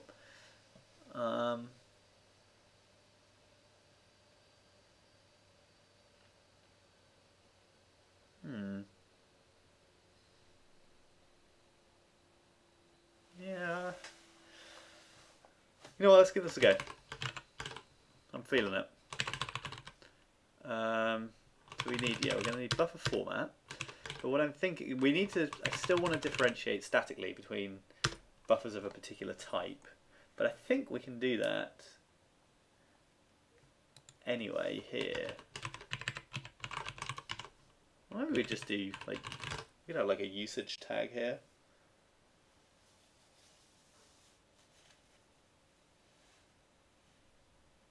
No, okay, I don't like that. That feels like it's complicating things a bit too much. But what I am going to do is, vertex buffers contain some vertex type.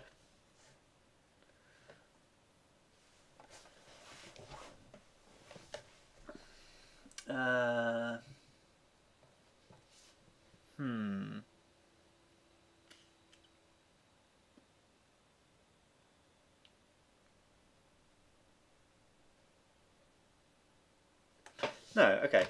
How about what we want to pass around is this general concept of the poke function. So let's abstract that. And that again is just going to be another contravariant functor.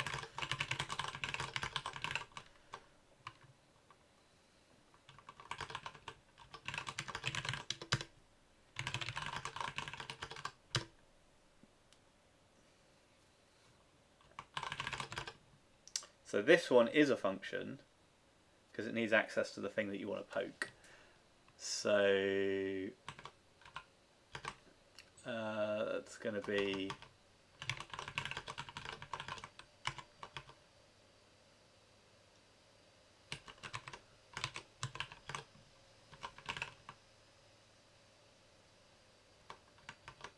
is this a contravariant functor? What is this? It's like a pair of contravariant functors.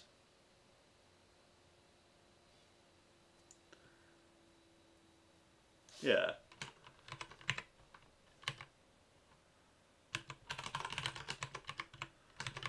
The first one takes A's to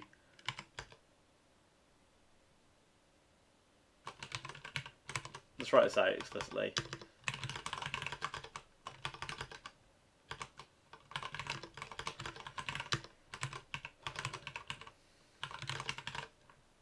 Yeah, takes a pointer to A and an A. Actually, it doesn't really care what this pointer is, does it? Maybe we'll do pointer to A. You can always cast the pointer when you call it. And an A and run some IO. And the other one is size, which takes an A and gives you back its size in bytes. Yeah, let's do this by hand. This will be a good exercise. Maybe help explain to you guys what's going on with these contravariant functors. So poke is contravariant, and we need to implement contra map.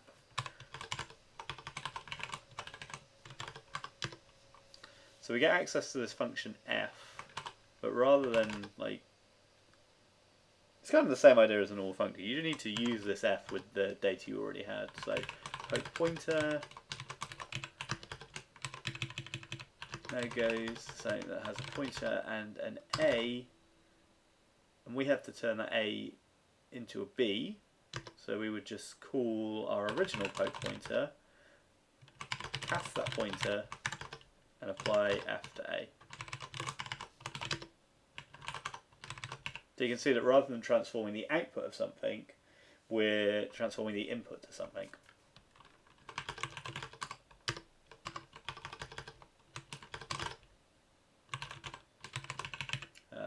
Yeah, that was all right. Same idea here.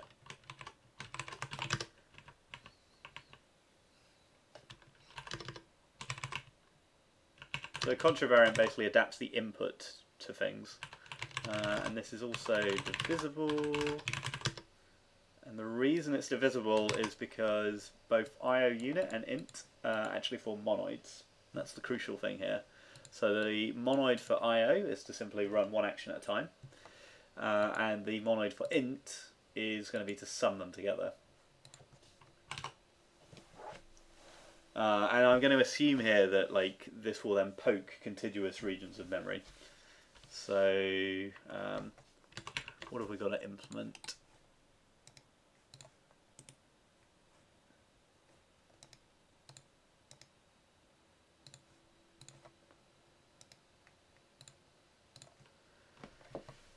It is divide and conquer. Oh, so we need like conquer acts like empty. Divide's the interesting one though.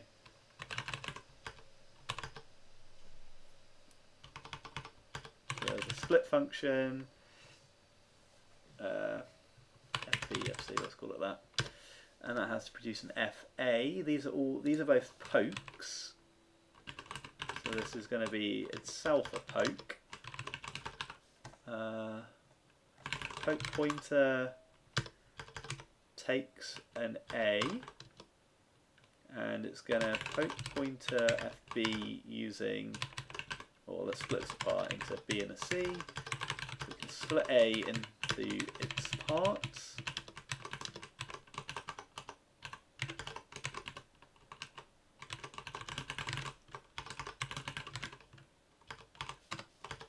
And then we're just going to sequence poke pointer FB with B and poke pointer FB with C, but that's not entirely true because, well, for a start we need to have access to the pointer, but we need to poke different regions of memory. So let's cast this pointer to a B, and that can be okay just poking that pointer directly. The other one needs to offset that by the size of FB applied to B.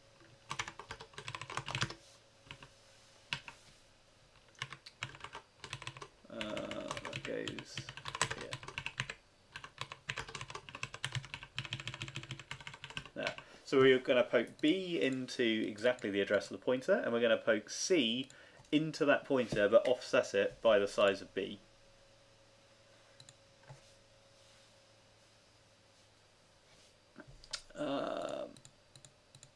So cast pointer plus size FBB, yep. And that means the overall size of this thing. Same idea.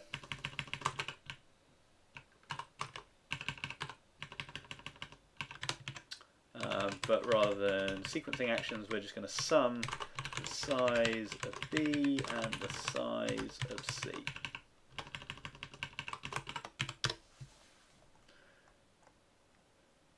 Okay, so why are we doing all of this? The reason we're doing this is so we can plug one of these into vertex buffer. So rather than having a vertex list, it's just going to take a poke A and an A, I guess.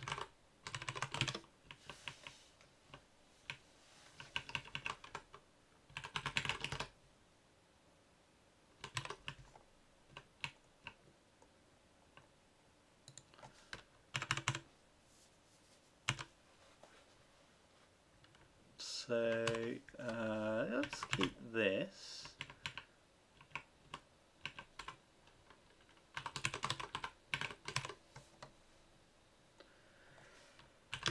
So this is going to be poke lazy byte string.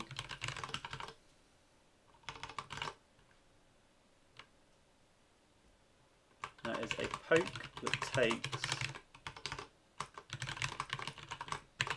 lazy byte strings. And it does so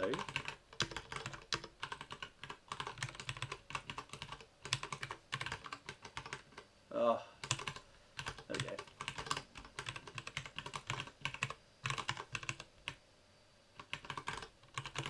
And the size calculation is that.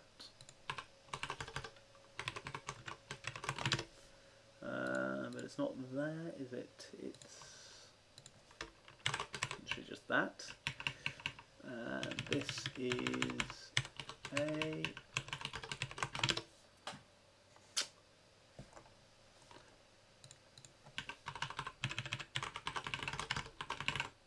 needs just a poke.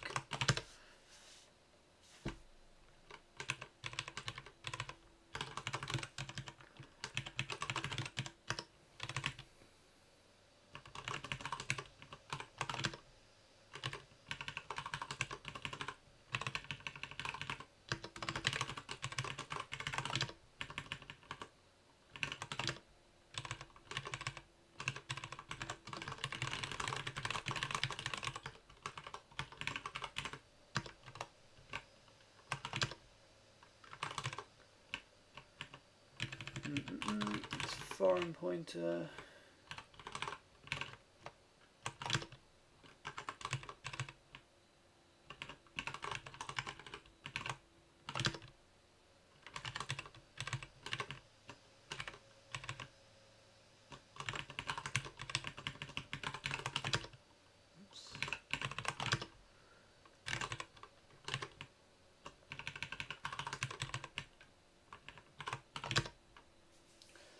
Why not a poke class to match storeable? Yeah, so we could do it with a class.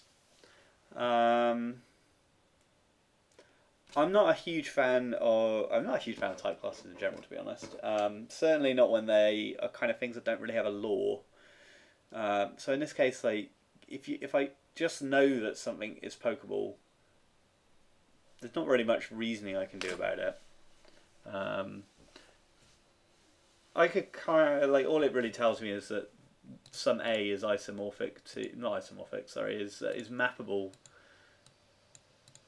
well, I guess, yeah, that polymorphic A is exactly the same as just an IO action and a number. So I kind of like just passing them around explicitly. We're going to see in a moment as well that we're going to like build this up by mapping this primitive byte string one to something that takes like a quake-free vertex list.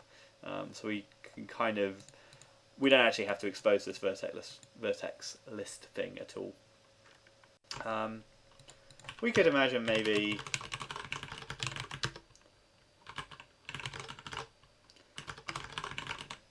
something like that. Well, it doesn't actually need that, does it? It's just that. So like you can, there is a canonical poke for some type A, but it's just, something about it doesn't fill me with joy. So if this becomes annoying, then maybe we'll look at making a type class. One thing you do get with a type class, which is a reasonable benefit, is like we could generically derive poke if we had something that was just a record of pokeable things. And that is quite nice. And I'm frustrated that we don't have a better answer than like using a big type class. But yeah, going off on a bit of a tangent there.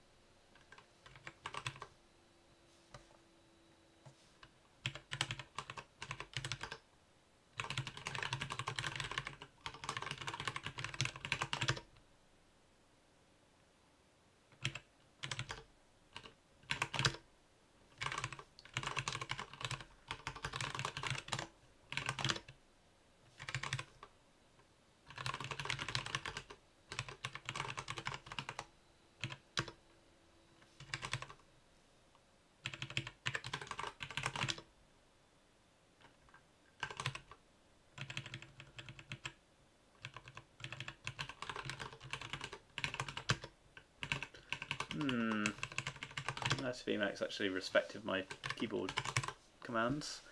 Expecting one more argument to vertex buffer.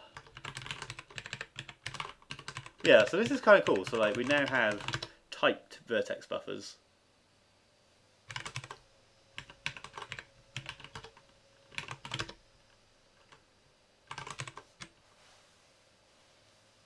So we could imagine also, you know, when we built our pipeline, we built that pipeline against a very specific vertex format. So it's not a stretch to think about tagging the vertex format here. We're going to see it's not going to be quite the same, unfortunately. But it could be. Actually, it could be. Probably could be.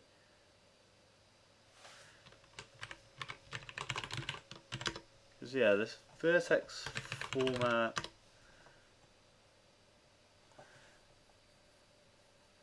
Might be possible.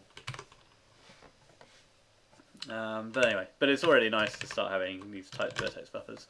So 43. Yeah, well, this can all go now, can't it?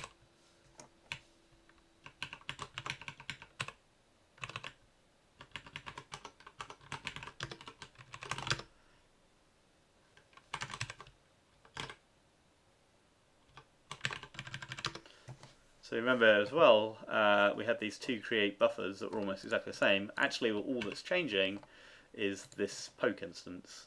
So we can make one of these as well, which is poke list. So if you give me a poke A, I can give you a poke of list A. And this is kind of like another nice thing that becomes a little tricky to do with type classes. You can do it, but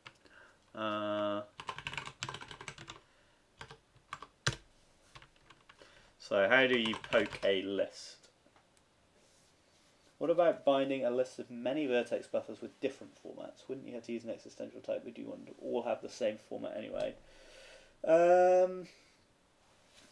don't think you need an existential necessarily, but like, yeah, this requires a little bit more thought at this point, which is kind of why I'm not necessarily going down into it. You'd probably use maybe a type level list of vertex formats and a vector of vertex formats here that share a common index, and then when you do your bindings you'll be doing that over that same list again, so your pipeline expects, because your pipeline already expects a particular set of bindings, right? And assumes things about the vertex format of those bindings. So it's okay to statically define a pipeline with a fixed known set of vertex bindings. But yeah, like I think it's overkill at the moment. We haven't even had a bug in that area, so I'm not too excited about loads of type heavy stuff when we haven't actually had a problem. So this is X's. How do we do this? We need to... I can't quite use poke array, which is annoying, but what we can do is traverse... No. Is it with M? There is a zip with M, good. Foreign partial poke. No, poke.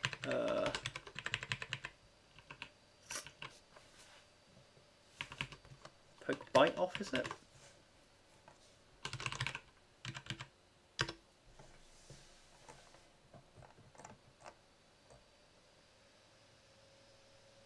Oh no, we don't have access to poke is in the storeable type class. So this poke pointer actually needs an offset as well. No, it doesn't. Sorry, what am I talking about? We could just do plus pointer. That's what I want to do. So X and I.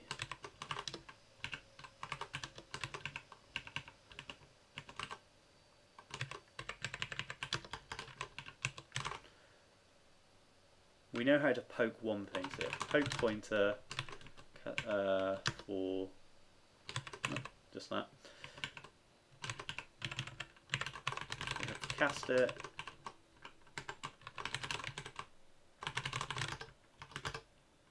Plus the size of X.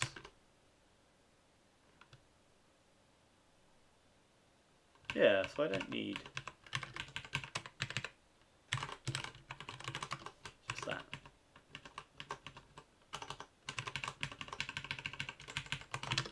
Okay, but quite nice.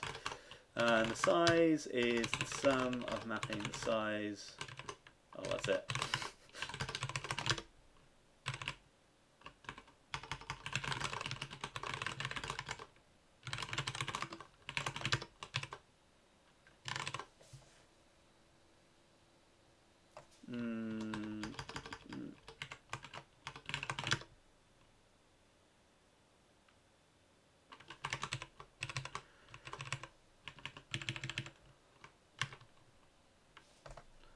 So we're going to change U to take poke.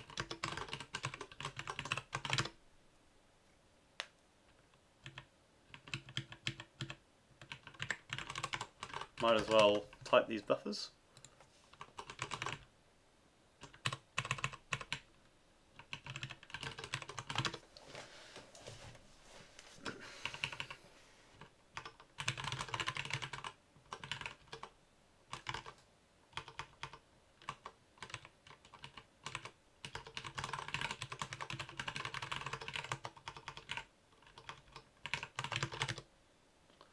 Uh, 46.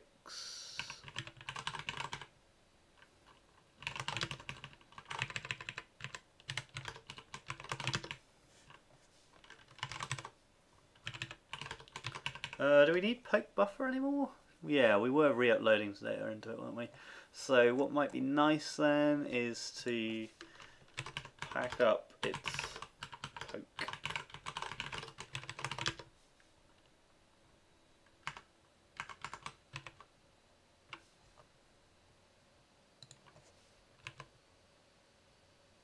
We don't need poke buffer with, do we?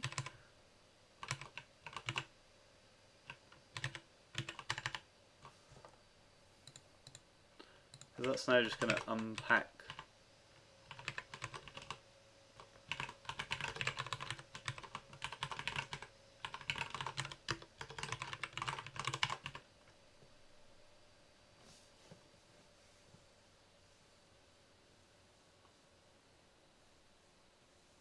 Why did that need the size?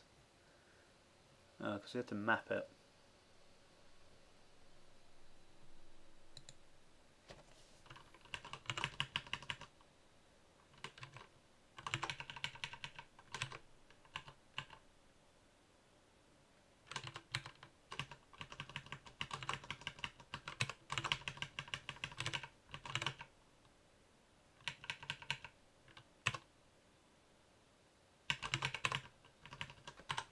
There we go. Item peak.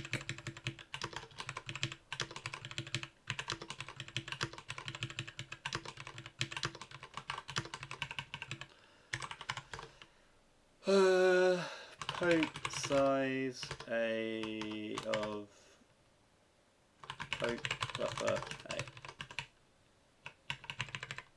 Maybe this would be nice if I just did that.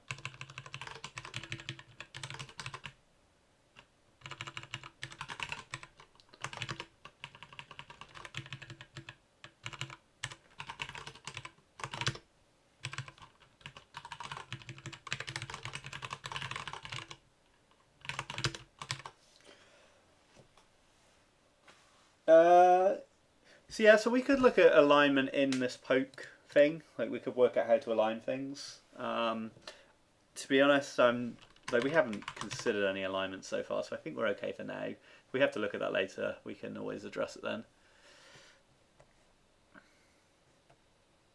So size in, yeah, we can calculate that. That's okay. So that's just size poke A.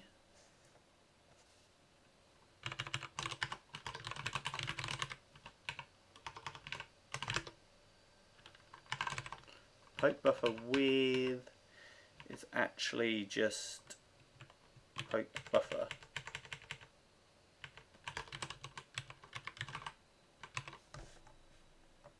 With A, right?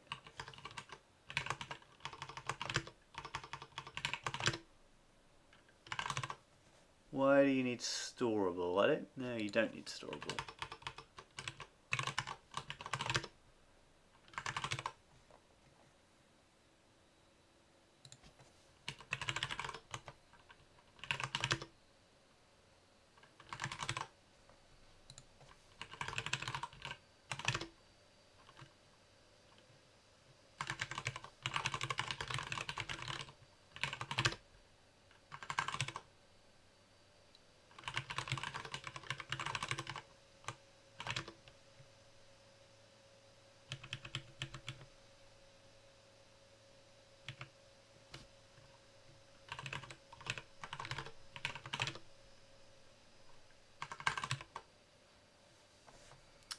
I need to cast that.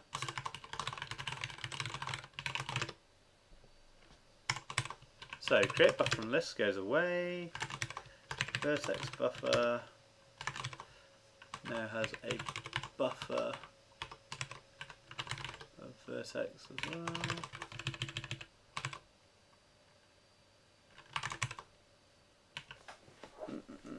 Right.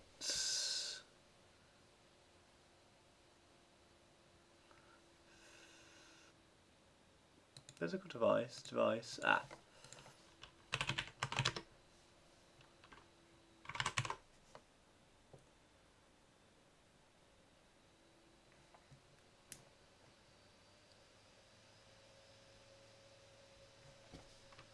What's going on here?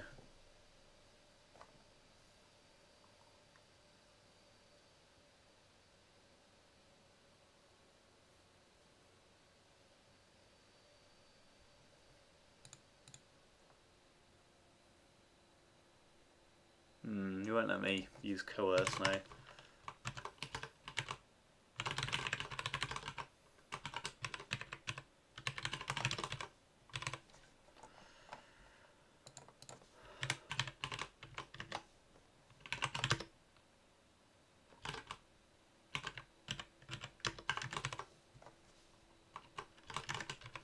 Haven't got around to typing uniform buffers yet, although we're probably going to have to do that, so we might as well do it right now.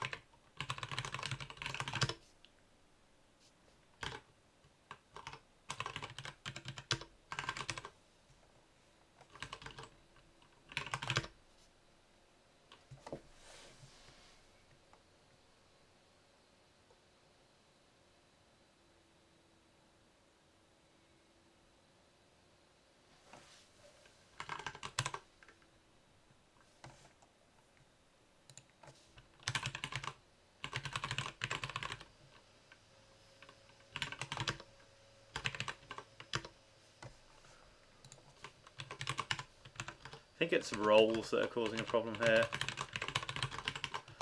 So that's why I'm unable to use coerce anymore. Index buffer. This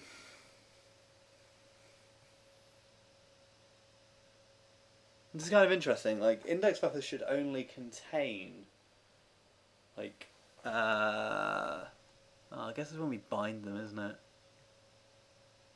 We could restrict it there.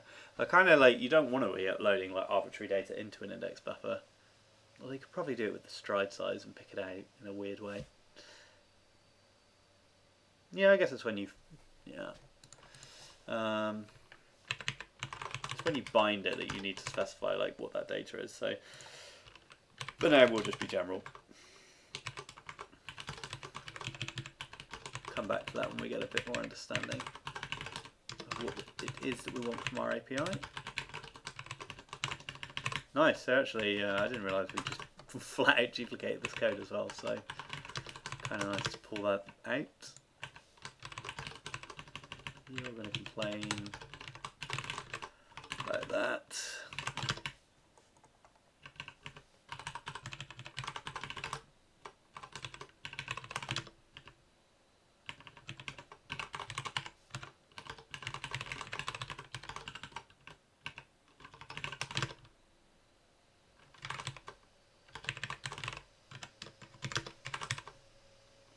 So our vertex buffer is a BSB file vertex list. I think I could just do vertex list there. Our index buffer is a mesh vert list. Our uniform buffer is a M44 float, yeah.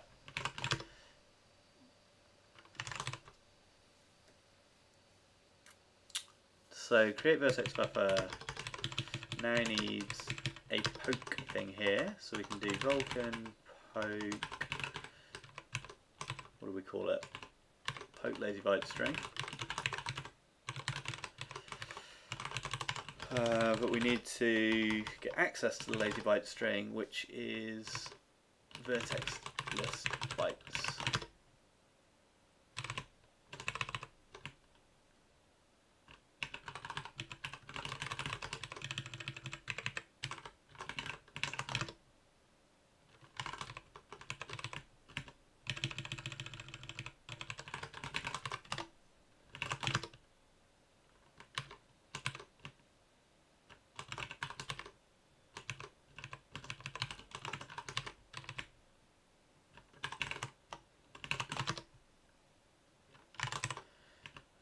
Index buffer, same thing.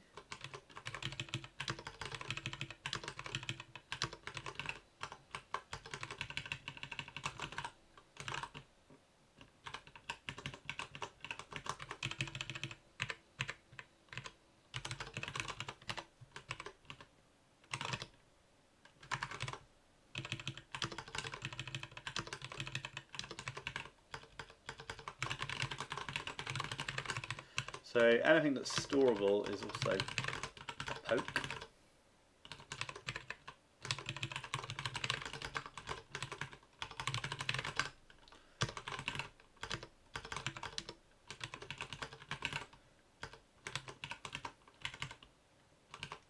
Good evening, honey badger.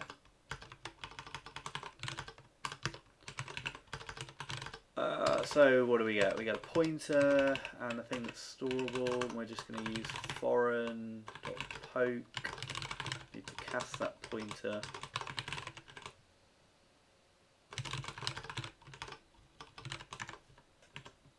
Yeah, just that. Size is just foreign.size of.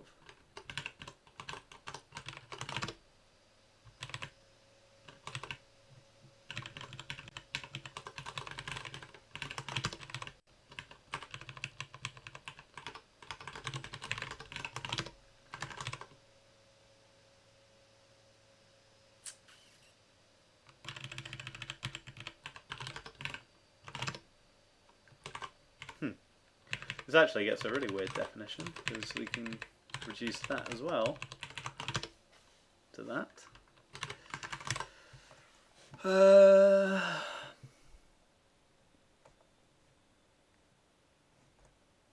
Create uniform buffer is applied to too many arguments.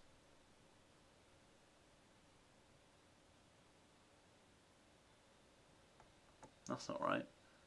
What?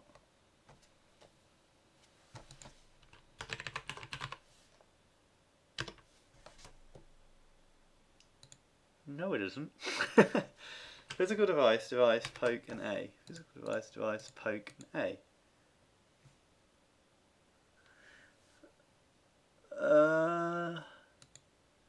I don't believe you. Oh, have I not saved it?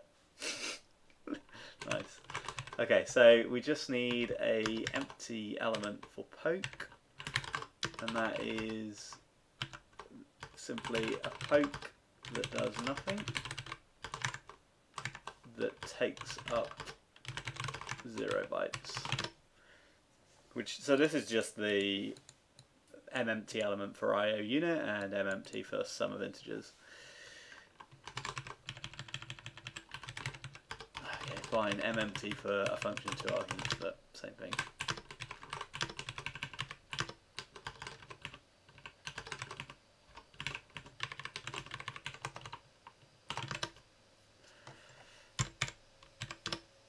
Cool, so that's poke. Needs to be added in. Might put that just in foreign, to be honest. It's not really part of Vulkan.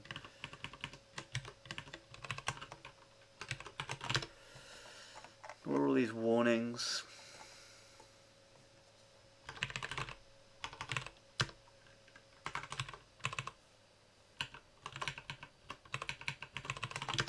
Nice. Oh, good. Lots of code to delete.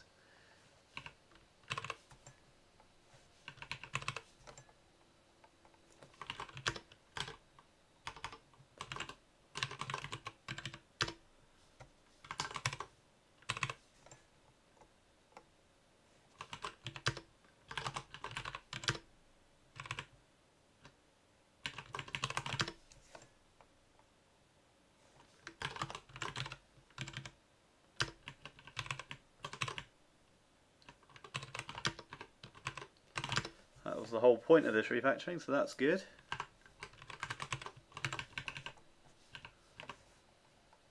Marshal utils, foreign and coerce.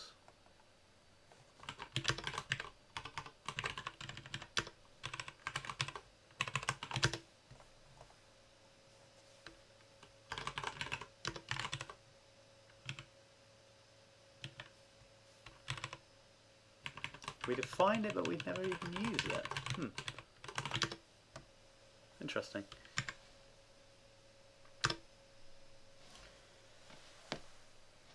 If it runs, it's an absolute miracle. I don't know. You have no faith in Haskell. I'm bored of running things these days. Like, if it type checks, I'm like, yeah, good enough. Let's see if I have to eat my hat now. I don't want to eat a hat live on stream, but it runs. And yes, sorry, no hat eating today. It's doing exactly what we'd expect. This is taking shape though quite nicely now. Was hoping to look at input on this stream, but I think we're going to wrap it up there. We've done a lot of refactoring. Been talking to Sam about this. I think he's got some smoother input handling in his fork that uses IRFs.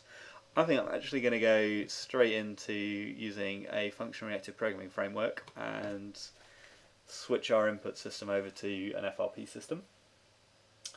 I think we'll probably look at that on the next stream, because let's review our plan. Where are we on the plan? We've removed that coupling. Let's refile that. So better input handling is, like, we definitely need that, and we're also going to need to start making some space for like the quake-free physics, friction and things like that, collision detection. which I think we can do in a, maybe we can do in an FRP system. I don't care about this logging right now. This, yeah, like I said, I don't think we care about. So it bit us at the start, but we're so far away from that low level stuff now. I think we can just be careful in the future. Use Converter next generate next environment. We do need to do that. I'll put that maybe at the start of next stream. And yeah, all of this stuff I don't really care about. Texturing, might look at that after input handling. Get that camera nice and solid, and then we can start looking at a bit more of the BSP format and stuff like that. So let's take it for a quick spin around Q3DM1 again, which is not in this file.